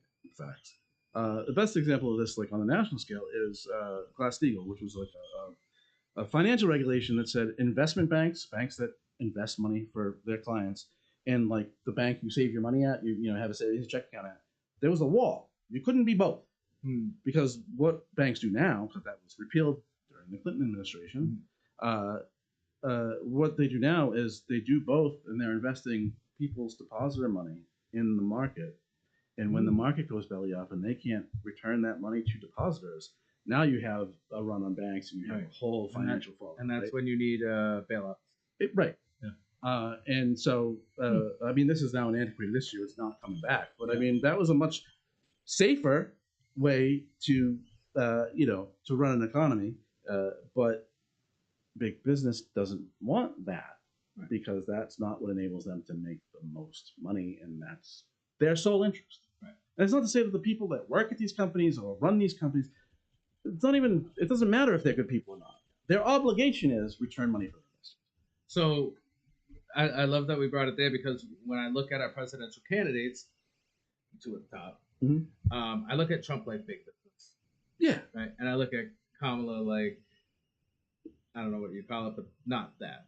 Yeah, I mean, I really boil it down to this: is the Republicans are happy to be the party of big business, and the Democrats are also a party of big business, but they've got to keep, like I said, organized labor and like middle class voters, or that's their base, right? So they've got to placate those people, but they're really a party of big business. I just had an epiphany. So the Democrats are the party of organized labor. Yeah, I mean, generally. John says this all the time. I don't know. I'm sorry I'm calling you out so much, but you teach me a lot. So thank you. I appreciate you. We all look at the Democrats like our saviors, especially when you come from like poor minority backgrounds where you grew up on food stamps and, projects where you feel like, wow, the government cares about me so much. So they gave me a house and food to eat, right? Yeah, and that usually comes with worse schools and, everything that... all the fundamental things that tend to, on average, tend to be a predictor of future success. Well, and at the end of the day, they're really just setting us up to be laborers. Oh, yeah. Literally, John, literally. I mean, mark this down. What is it? Especially public. 8:40 p.m. And so it's not in their interest to build 7:40. Okay. It's not in their best interest to build. Business George owners Carlin out of the masses. They want laborers to run the businesses that are already there. George Carlin has an amazing bit on this. I love George Carlin. That ends with the line, and that's why they call it the American dream, because you got to be asleep to believe it. It's so true. Education in the education system that we have, the public education system, is broad, right? Some places are different than most. A lot of places are different than a lot of other places, and it depends on if the people of those places are investing in their own public education. Right. Like Shrewsbury, they have a fantastic public education system, right? And that's because their residents pay an extra tax to go to their education system. Right. And it's like the kind of the underlying philosophy of public education was to train workers to work in factory, because there was an industrial revolution. So they needed to be able to read and do math and run the machines. History. And that's what Colin says is they want you to know enough to show up to work and run the machines, but not enough to critically think. Ew. Because if you are able now, I feel dirty for like being because do you know this bit? Democrat. God. If you know enough to critically think, you might realize how much you've been getting up the backside for the last 50 years, and that's what they don't want. Right. And you want to be happy with what you get so that you don't realize what you could have. Be happy with what you get. You're grateful, right? Be when happy in reality, with what you got, so you're never going to get any more. This is it. That's the whole Colin bit. I know it's hard to hear, but you ever watch the show Shark Tank? Yep. Every single person was like the best worker who started to think critically. Huh, that's a good point. And it dawned on them, and they left. So in case you guys couldn't hear this, John just said, if you watch Shark Tank, most of the people there who are there to, be judged on their inventions or whatever, They go in the usually investment. they're the most the smartest or most critically thinking in the businesses that they came from, which would get them out of that business into their own bit. And to be honest with you, that's kind of what you and I did, right? Like we worked our asses off in wherever we worked before and got tired of it. Yeah, I mean, look, So it's like we're gonna build our own thing. People are, you need people to work for other people because that's how people can build businesses, right? You need labor. But I mean, that No, but to be raised as a laborer, right, is sad. Oh, that was because nobody ever gave me the option like, oh, you can either be a laborer or you can be a successful business owner. I honestly, truthfully, with all my heart, thought unless you were born into that life, you couldn't have it. You know what I mean? Yeah. Does that make sense? I mean, like you have to have old money in order to start new money. Now that's not true, of course. But that's what I was like. But you are in a situation. I mean, just like me, you got to make something out of nothing. Yeah. Making something out of something's a little easier. Yeah. But the education thing was, it was all designed to create workers, right? Wow. And we haven't really reevaluated that. Like we've made significant changes to education. Don't get me wrong, but like the system is built on creating manufacturing workers. Right. When we don't have those jobs are all gone. Right. And yet we're still kind of approaching education the same way. And that's not a slight. And I mean, we do need it. I mean, credit to, oh my God, get this right. I want to say it's FDR, but I feel like I'm wrong. On our national highways and infrastructure, Eisenhower, same era-ish. The last sane Republican. Yeah. And put a lot of people to work. Isn't that what saved the Great Depression too? Was getting all those people back to work, building infrastructure throughout the country. Yeah. It was a mix. I mean, so it was FDR did a lot. They did a lot of things, and we would never do this today. But they just they would spring up an agency to do a thing, and if it didn't work, they would just shut down. Right. There was because it was so desperate to try and figure out. My grandfather, may he rest in peace, used to always say, "Price control. We need more price controls, just like during the war." And of course, you couldn't explain stuff to him because he was my grandfather.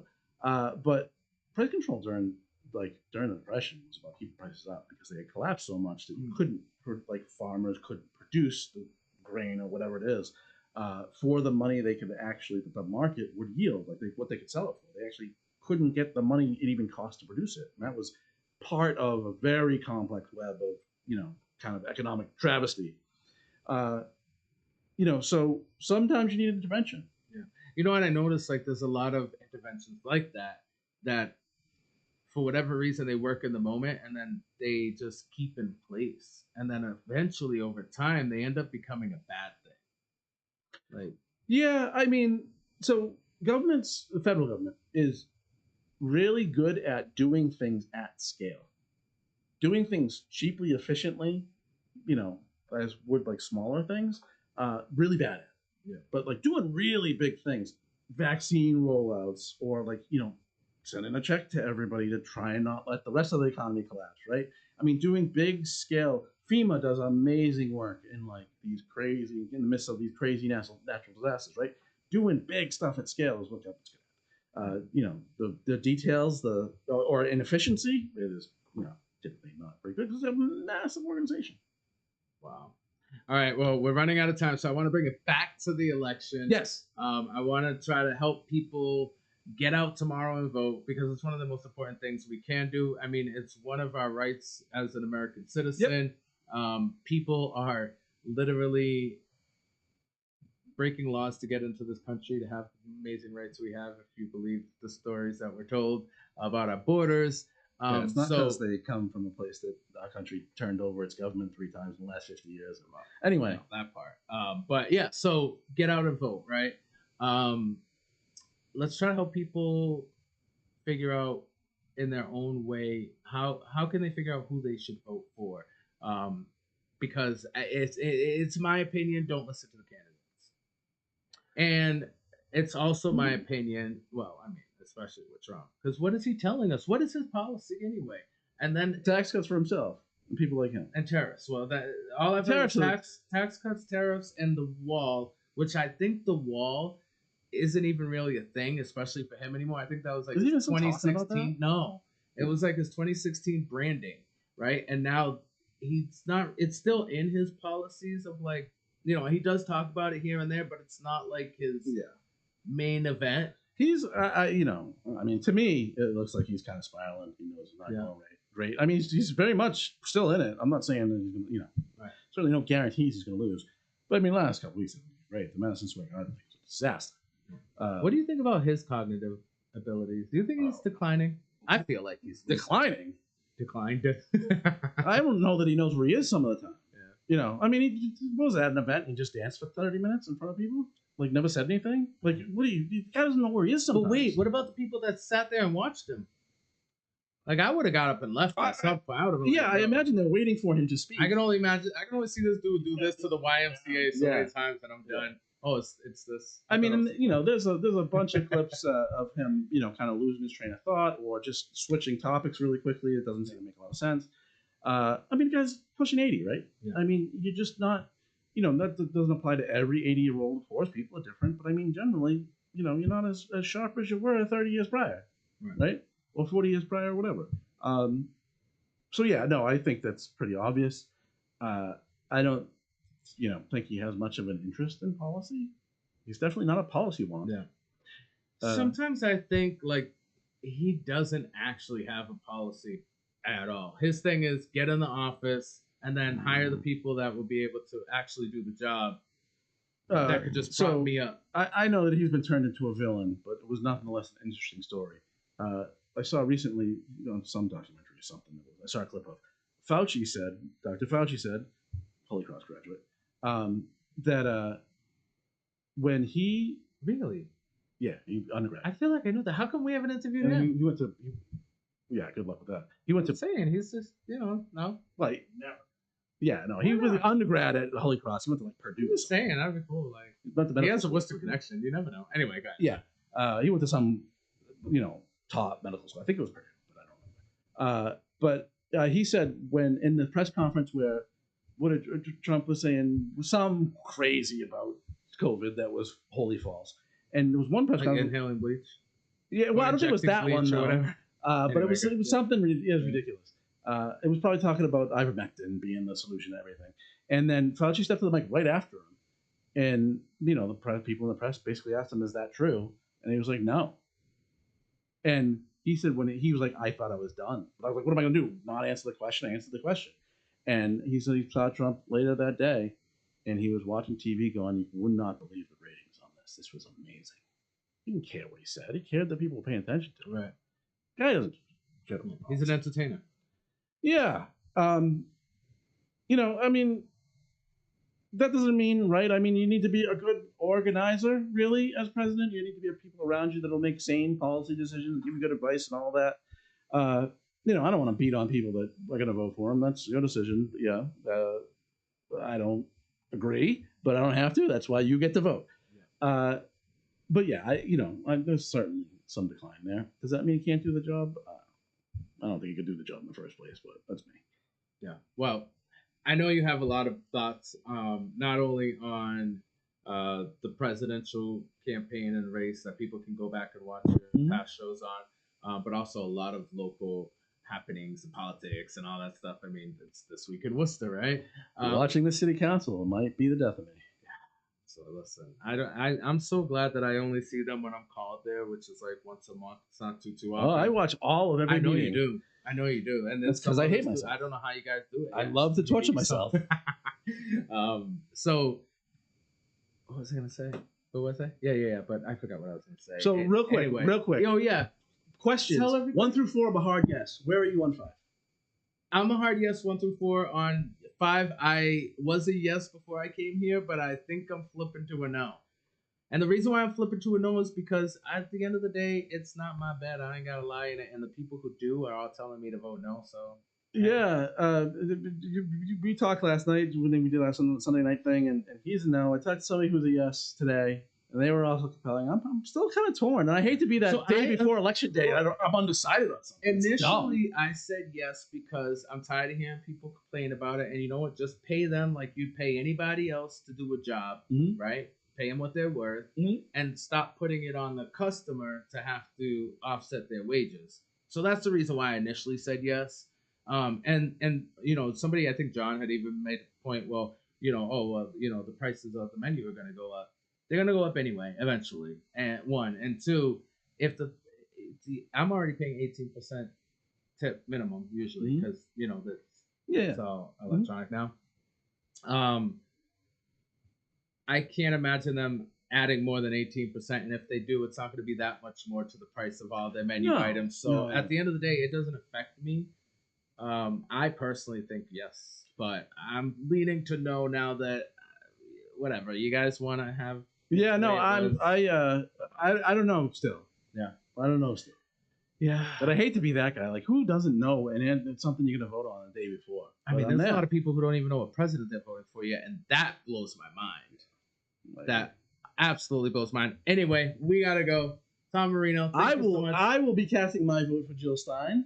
Because you really? I will not participate in this two-party duopoly of nonsense. But if I was, how are you gonna do that to me when we got a wrap? But if I was in Michigan or a swing state, I would absolutely probably throw up in my mouth as I did it. But I would. Okay, so we're in Massachusetts, so it's a little bit different since you know it's automatically. Yeah, we're a blue state. Yeah. Okay. All right. That makes me feel a little bit better. Thought I dropped that at the end. Well, don't. One more minute, John. Don't you think that doing that, you're throwing your vote away, like? So it's my version of it's my little protest vote. Okay. I don't want to participate in the the two parties who are allowed to have. Okay. But I think at this point, elections, especially at the federal level, are really about mitigating damage, and I think that she's the less harmful one. Okay. We'll still continue the slaughter of the working class in this country, no doubt. But he's certainly not going to help that either. So I think that she's the less harmful option. Yeah. And if I was in the swing state, I'd vote for her. Like I said, with feeling really gross about myself. But since I'm here, I won't. One more. Cornelia Shea and Jim McGovern. Oh, John's gonna kick my ass. Of the 300 and whatever, 450 whatever, 426 people in Congress, it is hard for me to pick somebody that I would rather be my representative than Jim McGovern. Tom Marino, I appreciate you, my brother. This week in Worcester, go check them out. Thank you so much for joining me. You're very welcome. And this has been Manny J Media's Election Eve special, but we're not done yet. We're going to be right back right after this. Thank you. Peace.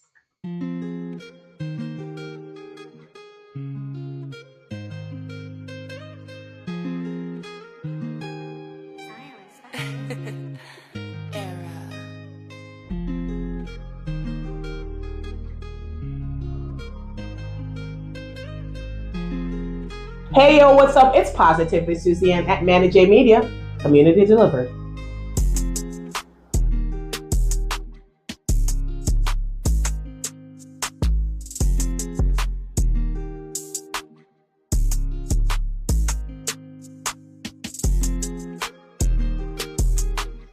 Hey, yo, what's up? It's Dr. Sharon McLean right here on Manny J Media, Community Delivered.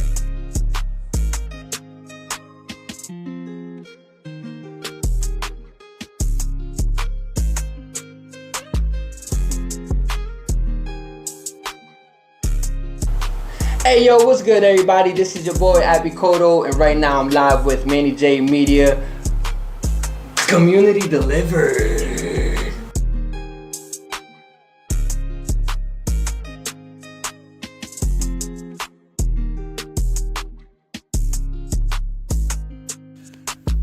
Hey you, Worcester, what's up? This is Cornelia Shea coming to you live with Manny J Medina, Community Delivered.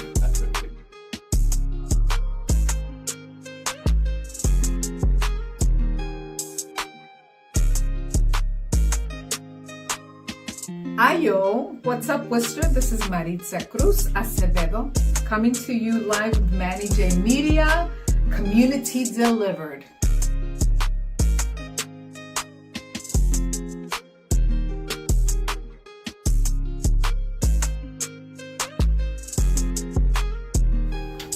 Hey yo, what's up, Worcester? This is Armida coming to you live from Manny J Media, community delivered.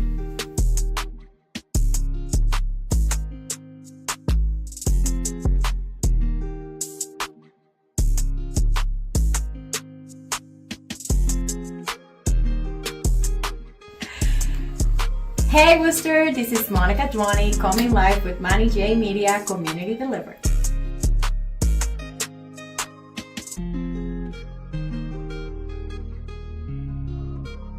What's up, Worcester? This is Kevin Brunton coming to you live from Manny J Media, community delivered.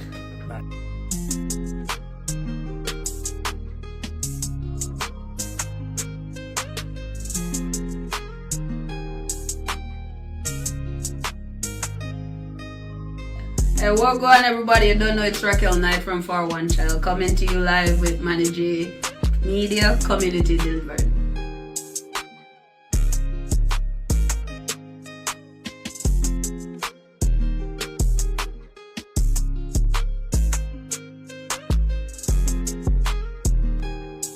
Hey yo, beautiful world, this is John Wayne coming to you live with Manny J Media, community delivered.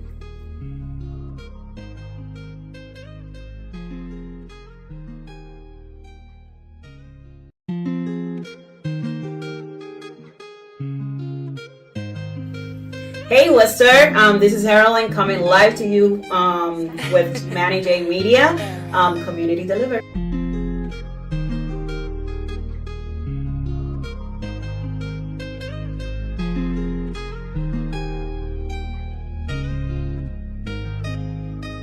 Hey yo, Worcester, what's good? This is Natalie Rodriguez coming to you live with Manny J Media, community delivered.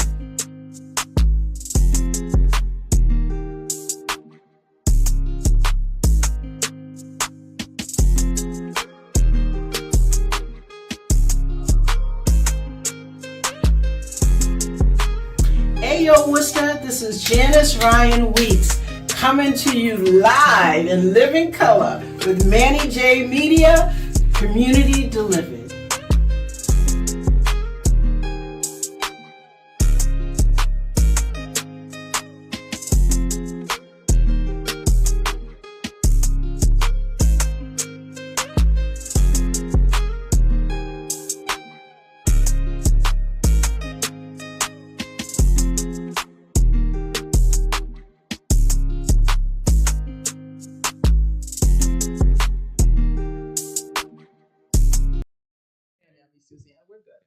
Politically Suzanne.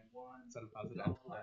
Hey yo, what's good, everybody? It's your boy Manny, and I'm coming to you live for the very last segment of our election eve special, and I am with the one, the only, my co-host, Miss Positively Suzanne, is in the house tonight. She is Miss Politically Suzanne. Hey. Now, one thing. Positively, politically, Suzanne. Positively, politically. Suzanne. Okay. All right. So one thing that I think I know about you is you're not very political. As a matter of fact, you're very positive and friendly with everybody. And I think that you have a unique ability to look at people for who they are and not what they talk about or be about. You know what I'm saying? Like you can put all that stuff to the side, and I don't know if that's just, explain that to me. How does that work for you? Thank you. I mean, I appreciate you saying that. I think I like people, and I try to give people the benefit of the doubt. Yeah. And I try to accept people for who they are and not judge, right? But here's the thing. I think it was James Baldwin who said, I'm gonna mess up this quote because I always mess it up. But he says that we can disagree and get along, as long as that doesn't, your belief system doesn't threaten my existence. And it's not the right quote, but y'all go look it up. James Baldwin. But basically he was saying, so we can disagree politically, because I've been very vocal and very open with, where I stand, who I will vote for. I mean, I'm wearing pink and green. If you don't get it, you don't get it. Right. Right. But I think that let's be respectful. I don't argue with a fool, because at the end of the day, they'll still be a fool, and I would have wasted my breath. Like a fool with them. And then here's another quote, because I love it. It's like, don't get in the mud and wrestle with pigs because the pigs like it. So what's the point? Like, I don't debate foolishness. Like, I know where I stand politically. I respect people's opinion, but I will say this: I have a very, very hard time right now with anybody who tells me that they're voting for a particular Right. So one of the figure. quotes that you said was, "We can agree or we can disagree politically or what have you, as long as it doesn't threaten or harm my existence." Exactly. But this election threw that out the window. Do you feel like one of our candidates? I'll say it. Do you feel like Trump is threatening the existence? Of Absolutely, certain but that's people? what I said. This election threw that out the window because and that's what I said. I don't argue with people who said that they're voting for Donald Trump. Like, I'm very honest. I mean, this is your show. You can't say whatever. This is not my show, so I can Right, you say, can say whatever you want. I'm truly not a fan of Trump. Yeah. I am not voting for him. Like, it's not even a question. I'm voting for Kamala, like, all the way, for many, many reasons. But here's the thing: what I think when we say, you can disagree with somebody politically, and still have intellectual discourse. The thing is that Donald Trump threw that out the window. He is a felon. Where can felons vote? Felons can vote In every state? as long as you In every state? as long as you have time served, as long as you served your in every sentence. state? I think in every state. And how long did that happen? How long did that take to happen? What do you mean? Like, how long did it take for felons to have the right Felons to to be able to vote? vote? I don't know. Okay. You want to check that for me? Just look at that. Look at how long it took. But here, we're voting for a 34 felon. 34-time felon. Yeah. 34. Plus, he has all these criminal charges And fraud pending. And we're gonna trust this man with Sexual abuse.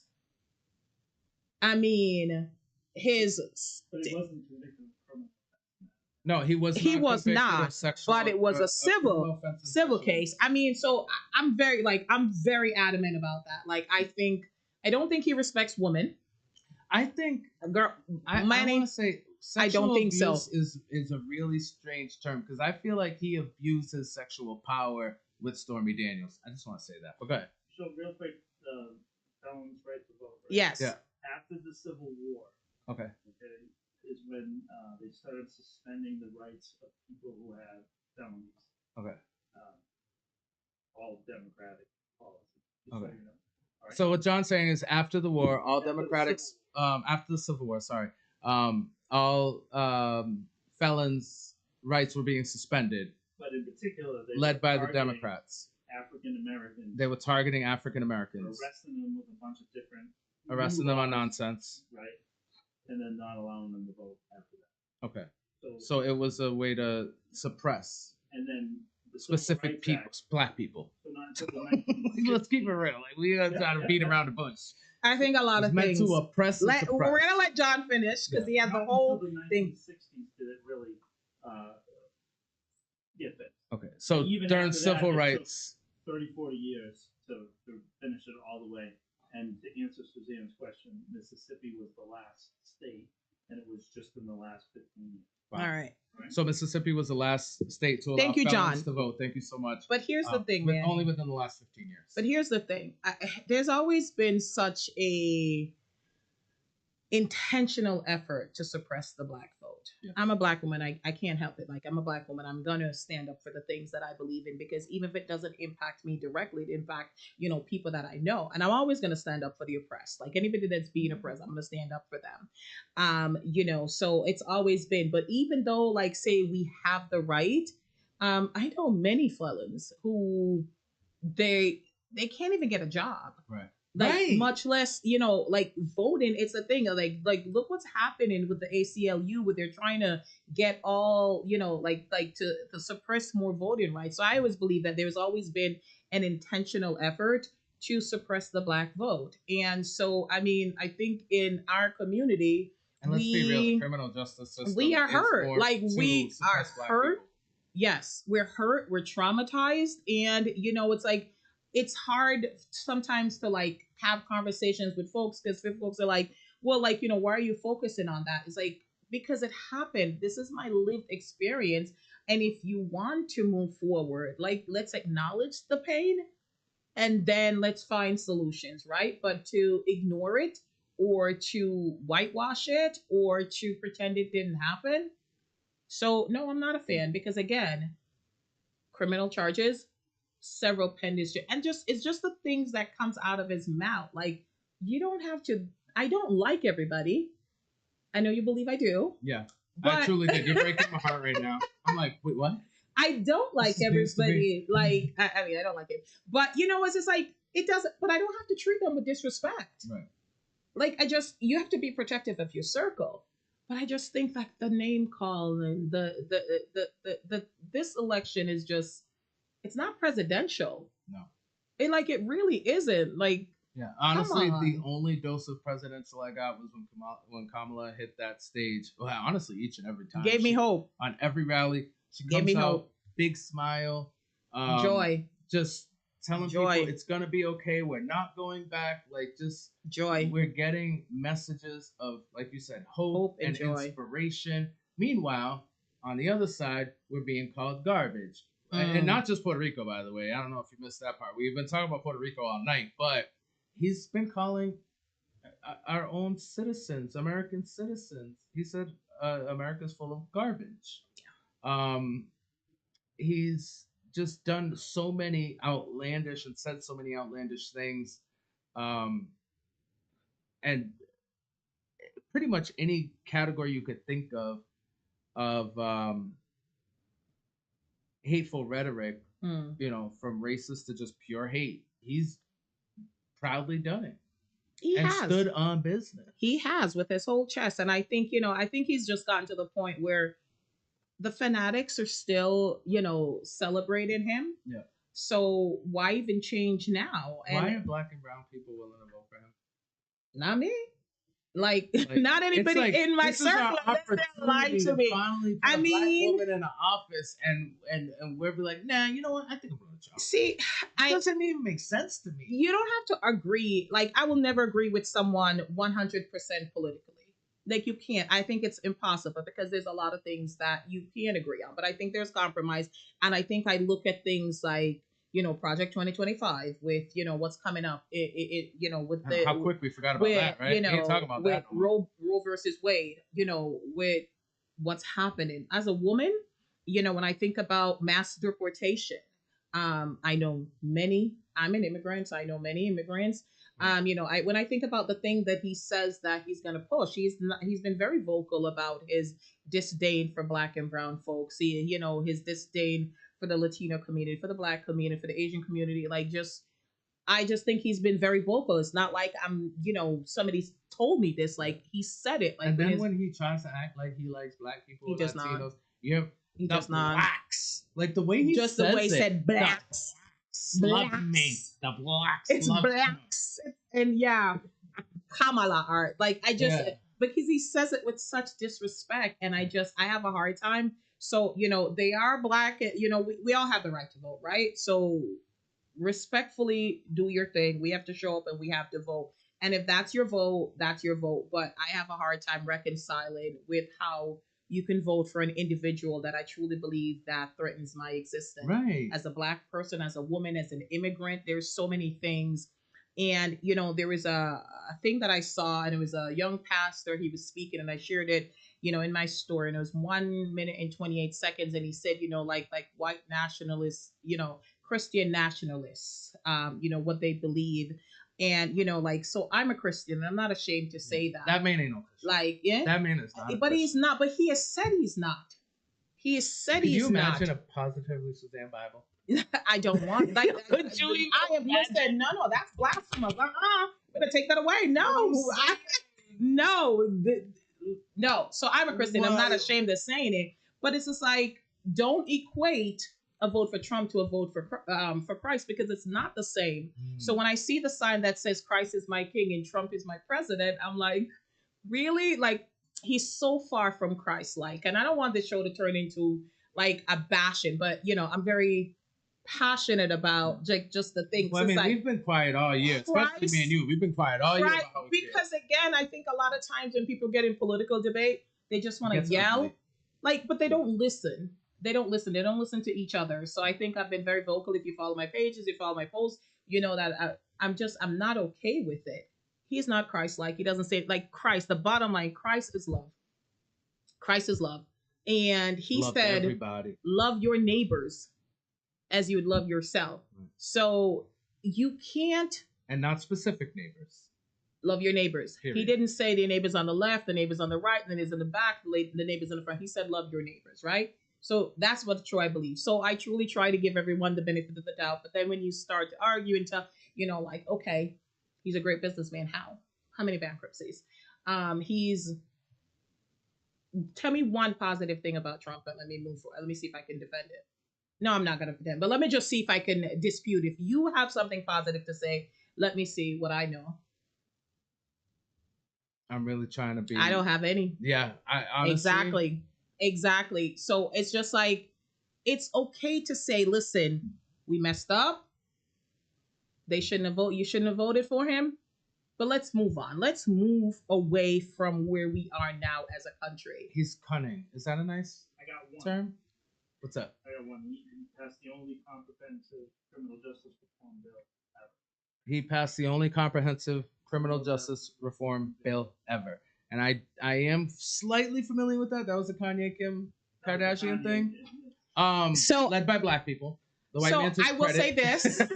I will say this. I do not believe that he personally has the mental capacity to do anything. I think if he did anything positive, it was somebody else who did it for him. Yeah, I agree with that. I think that he may have put his name on it the same way he put his name on the stimulus checks. That has black But folks that in a doesn't- chokehold. That doesn't mean he right. No, thank you for the information. But again, like it's like I think that's why he wins is when you doubt him. When That's why when you the thing that I think people are doing is by saying he's stupid, buying into a narrative. I don't think we said he was stupid. No, she said he doesn't have the mental. I don't think he does. Okay. But he consistently gets ahead. So within the system that is existent, he is really smart, and you shouldn't underestimate a man who continues to win, even if he's morally corrupt. But I see your point, but here's what I think. Because he caters to the lowest the lowest base of us. So you don't have to be smart to be cruel. Right. He's cruel and people respond to gather that. Masses. That's not intelligence. That's influence. Hate and influence unifies. Based off of a brand and hate. Hate unifies. And money. A lot of money. The scariest thing. And it may not be his money. Maybe people like sponsors, like you got to think too, you know, we going back to the beginning of the 2000s with that show he had with, what was the name of the show? Apprentice. There was a lot of money put into that show. There's been a lot of revelations that have come out since the show that shows a lot of stuff that goes on behind the scenes. The man that wasn't even his boardroom. That was a set. Like he had nothing at the time. He had a whole bunch of people come together, pool in money, and make it look like Trump organization had this big old business that was hiring the new apprentice when there was nothing like that. See, I didn't watch The Apprentice, man. I know of the show. I didn't watch The Apprentice, but I do know that celebrities like they get a lot of endorsement just for the fame and the name and all that. So but the only reason for he's me not to bring alone that up in that. Is to say that exact point is that he is the figurehead, just like the president, who people look at to see, oh, this is who made the decision, when in reality it was all these people around him, or around Obama, or around whoever else becomes president, that help make these decisions. Sure, did he sign off on it and claim it? Yeah. How much? But do you need mental capacity to do that? Maybe, because some things you might not want to sign. Some things you do. My only reason for bringing it up is that he's doing the same thing to Vice President Harris, and so you're buying into the same tack because he attacks her. No, because he's lying, so it's not the same. But it is the same. But it's not, because he's lying about Vice President. I wish you had a mic right now. I really do. I'm just saying, arguing from fear and negativity doesn't line up with saying that he's an idiot. You want to talk about his being evil, go for it. But don't underestimate this. I'm not underestimating him. She said that. What I heard was he doesn't have the cognitive I don't think he's smart enough. I really truly don't. For the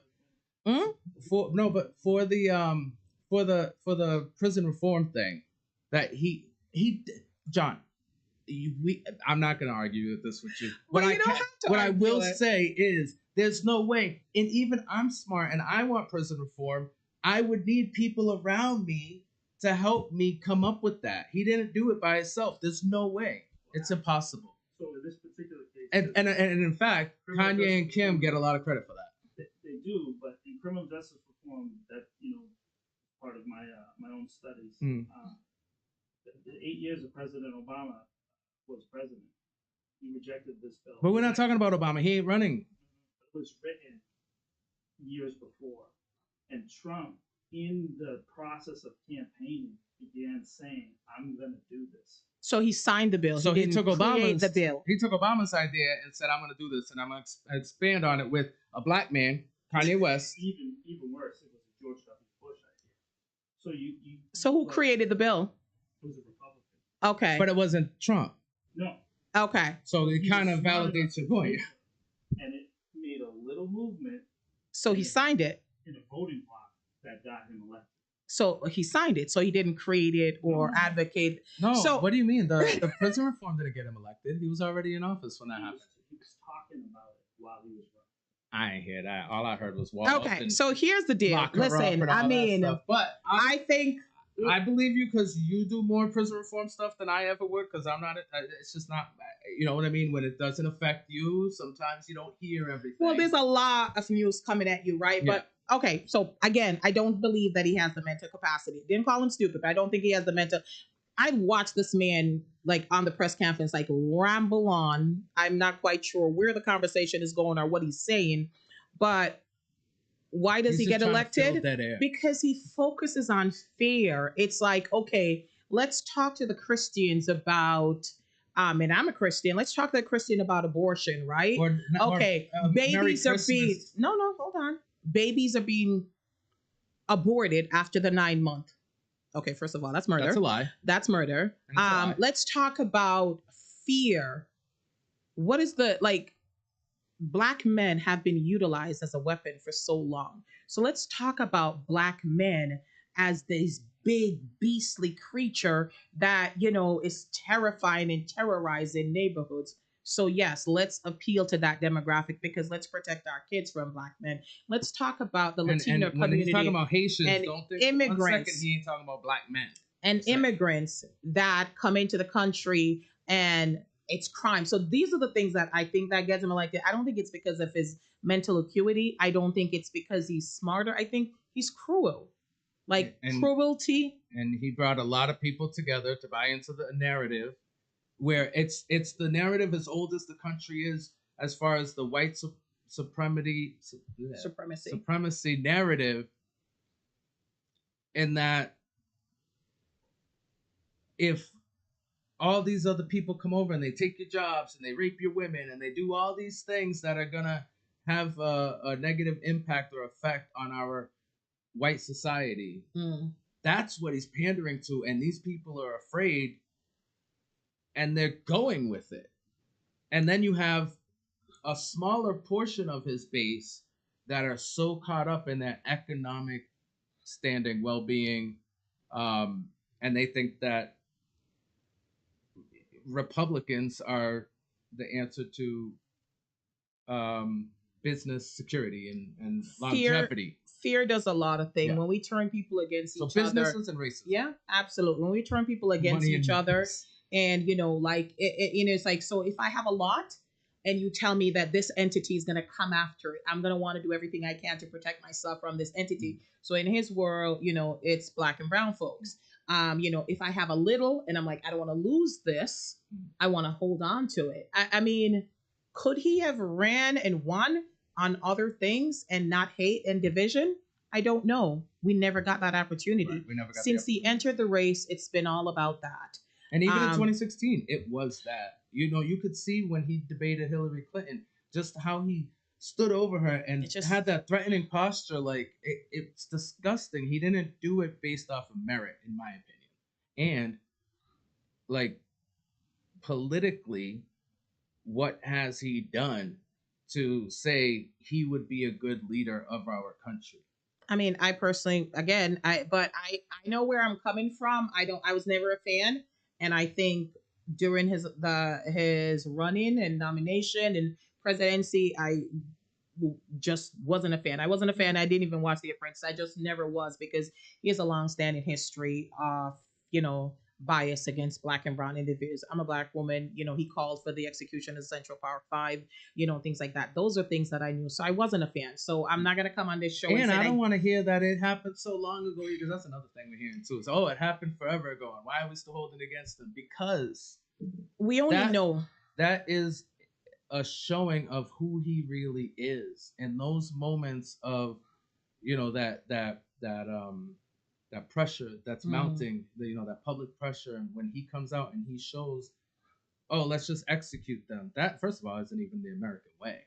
Okay. Right? There's been plenty of serial killers that nobody called for the where was the execution for what's his name? The guy who was eating everybody. I forget his name. And the other one for Florida, the pretty serial killer. Where was their calls for execution? From Trump, I mean. You know what I'm saying? Manny, listen, here's the thing. I think we could only speak from our lived experiences, right? And so this is my lived experience. I'm an immigrant, and I am black, and I'm a woman. I'm told, or when I listen, he does not speak highly of immigrants. How can I?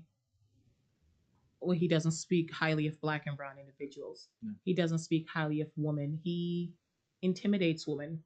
As a woman who knows many sexual abuse survivors, as a woman who know many black and brown individual, including myself, that has been terrorized by, white supremacy. And when I get pulled over by a police officer, knowing I haven't done anything wrong, and my first fear is I pray to God that I get home to my child tonight. I pray to God I don't get shot. When as an immigrant, where it says, we're lazy or we're taking jobs, I'm not taking anybody's jobs. So those things are hard for me to reconcile. And for me to sit here and says that I will give him the benefit of the doubt, I'll vote for him. I remember when George Floyd got killed in 2020, I still haven't watched it, and I won't. I can't watch the murder of a black individual because we see enough of that. I remember having this conversation with my 7-year-old daughter at the time and saying to her, talking about his death and talking about the things that she has to do for the police. Right. 7 years old. I remember when there was a police officer that was killed in Worcester. Oh, real quick, not to mention, Yeah. Donald Trump called for the American military to go out and intervene in a George Floyd protest. That's crazy. Yeah. When the police officer was killed in Auburn several years ago, I called every single one of my black family members and said, please don't go outside. Because I knew that without them knowing who the killer was, my brothers, my spouse, and everybody will be in jeopardy. So I have a hard time reconciling that with somebody as the president when I hear that he's given full autonomy to the police and no, prosecution after. Yeah. I can't, in good conscience and as a human being, as a woman, as a black woman, as an immigrant, endorse a candidate like that. So I will stand proudly. Really? With Kamala. My goodness. Yeah. Can I get you after real quick, just for a few minutes? No? Come on. All right. Yes, we gotta wrap it up. I know we've been doing this for a while. This political discourse could go on all day. I feel like Suzanne being really good at Yeah, all right. Well, because I feel like we're like doing a lot of Trump bashing, and I know that you would kind of balance that out. You're good. You happy? So all right. just real quick, Yeah. don't put me in the Trump voter camp. No. Yeah. By the way, John's not a Trump voter. Simply fact checking. Just simply. No. He's giving us info. facts. But that's informational. That's what I'm debate sorry. is. That's why I wanted you to talk with me. For That's a little what bit debate is. But he checks the thing as we're talking, and as we ask things, he looks it up and things like that. And we can. I know. I'm so sorry. I didn't want to make it out. We're gonna get a sponsor again. I know. No, you know what though? And you've known John as I've known John. I've known He's John. Very fair. Very on par with, I think, Christ-like, as far as like loving everybody and being just fair. And he likes to check and make sure that I know what I'm talking about, so we can't get sued either, right? That's what the producer does. I mean, producer, that's right. Shout out to Paul. Look at John got a producer friend back there. We got the host friends up here. but that's what he's supposed to do. And he's supposed to check like live when we're doing things. And we asked him to check. And I appreciate, the information that you shared. And, like I said, I'm not trying to bash, but I'm also very honest, and it's important to me. Yeah, it's important to my So kids. before we get on to a positive ending, because I really want to talk about Kamala, because I haven't talked enough about her tonight. Who do you think is the enemy within? The enemy within that Trump has said he wanted to unleash the military. Isn't it everybody who disagrees with him? He thinks. Yeah, I think so. But we said we're going to talk about Kamala. All right. I think we have given enough information for those that are undecided. I pray that you consider, if you know any human beings, please consider voting. And yes, please consider voting. And I'm going to say, for me personally, if you need a ride to the polls this morning, hit me up. I'm on Facebook. Just get into my inbox and be like, Manny, I need a ride to the poll. I'll be happy to come get you. It's my way of contributing to helping us all get out and vote. There are ballot questions. Before we get to those, I know I was listening to the guy that said he was a ginger. Yeah. On the Isn't show. he awesome? We love talking about I was like, I was about to turn it on, and then you're like, oh, you can't drive and listen. I was like, nope. Because I was about to drive off, and I was like, I gotta shut this off, man. He literally said it. So, we made a great case of why, at least I'm not voting for Trump. Why should we vote for Kamala? Because a lot of people saying that she hasn't done anything in the last 4 years. So why does she deserve our vote? So tell me, taking Trump out the equation. No, but tell me that the last couple of vice presidents, what did Pence do? What did Biden do when he was a vice president? So I can say Pence. Tell me. I'm going to tell you. Pence did. I'm sorry, John. You're going to have to give me the word. Confirm the election of 2020. He did that against the wishes, and not only of Donald Trump, but of a mass of people that were out there that literally hang him. So I can't say that. But that was the election. But I'm outside saying of that, in the 4 years. Okay, so when Miss America wins, who's the runner-up? Who was the runner-up? Exactly. She wasn't the president. She's the runner-up. For the past couple of years, have we asked the VPs what they have done and all of that? No offense, nobody cares. I don't remember Nobody pays attention. Holding the same flame to Biden. The only what did Biden do? What? That's what I'm saying. I don't remember. He was Obama's friend, and he looked cool with him next in the glasses. Yeah, that's what I'm saying. It's they just did take good pictures together. They did, but that's what I'm saying. It's we don't really look to our VPs to do anything until. But now that she's running, so she's not the president. Biden's the president. Okay. Right. So let's focus on what she can do.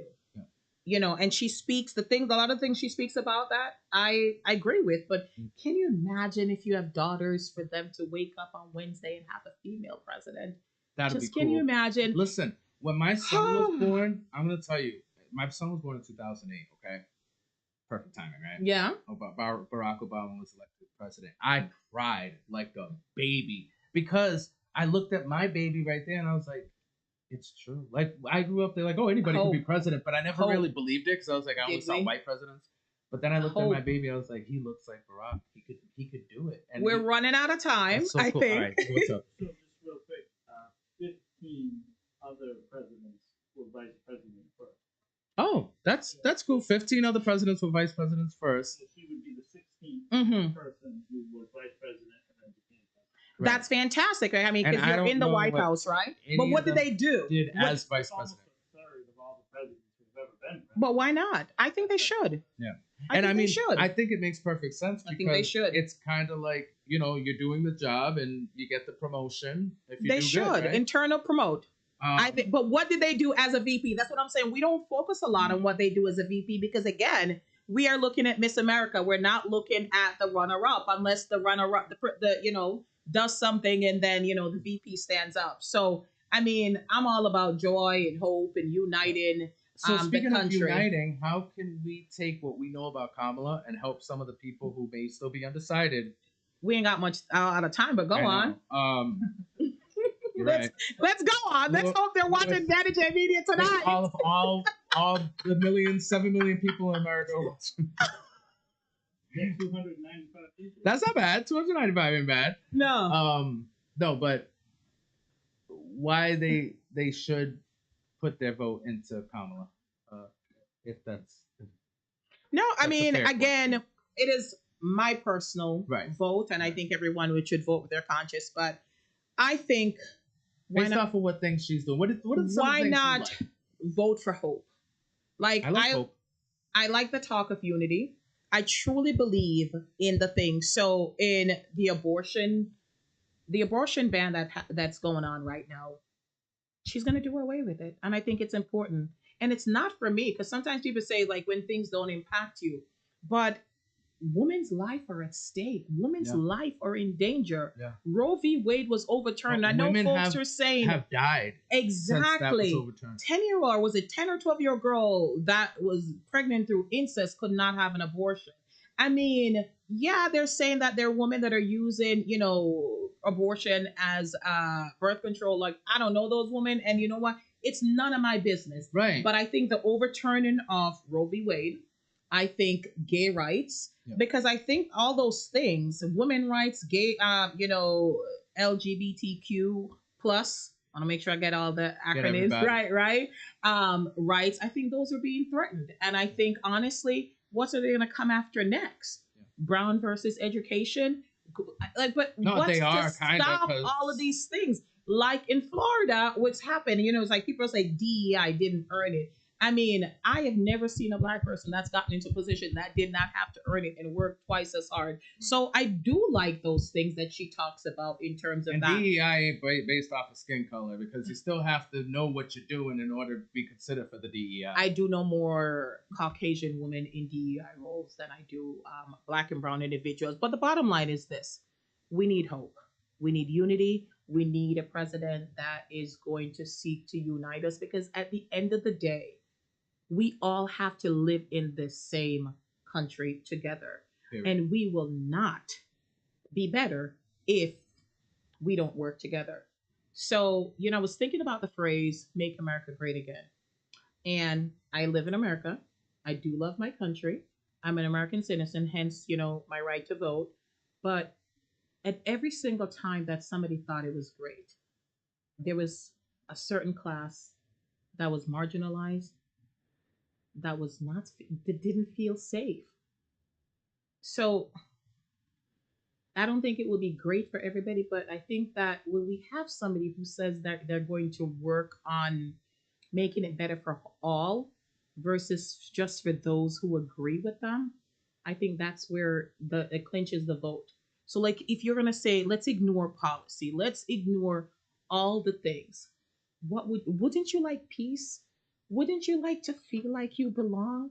Wouldn't you like to feel like this is America, this is my country? Like, I don't have to get up every day and hate my neighbors. I don't have to get up every day and just be miserable. And doesn't it feel good to see that other people are okay and safe as well?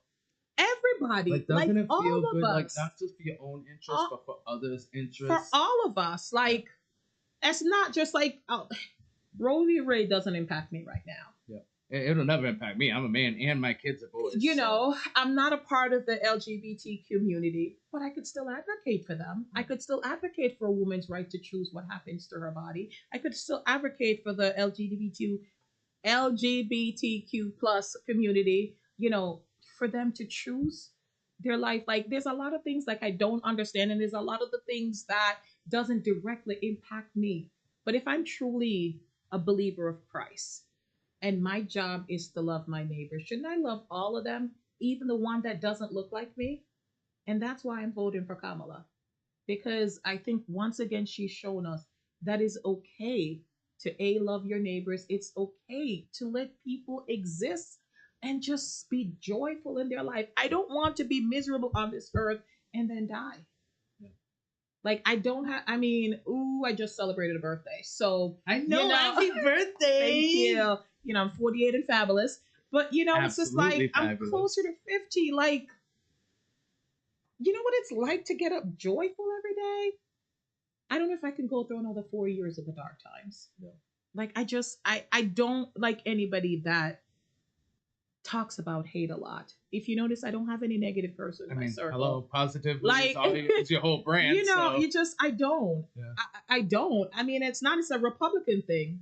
I liked Charlie Baker, and he was Republican. Look at Sheriff Lou. That's my guy.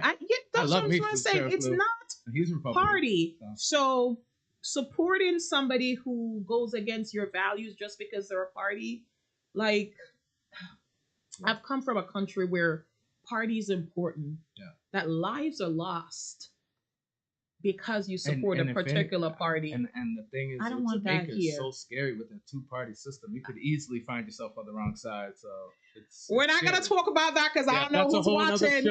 I don't know who's watching, but let's wrap that up because I think you ended us on a beautiful message. So I don't want to go any further than where you left it, which was be Christ-like, be positive, love your neighbor, and vote. Tomorrow is your last chance to make your word be counted in the 2024 presidential election. And we talked about the ballot questions earlier. Go ahead and read those. You can go to the state secretary website, which we're going to put right up there in the description to find out more about the ballot questions, if you're registered, and where you can go to vote and all that good stuff. So thank you guys so much for tuning in with us today. I really hope that this was useful and you learned something here.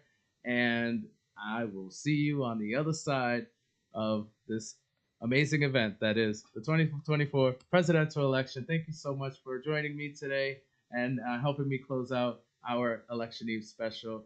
Miss Positively Suzanne. Make sure you catch her on all platforms: YouTube, Facebook, Instagram at Positively Suzanne. It's your boy Manny J Media here, and you are Positively in Suzanne. case you didn't catch it the first time. We'll see you real soon. Peace. Bye guys. Go vote.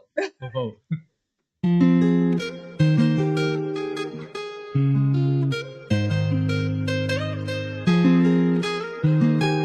Silence.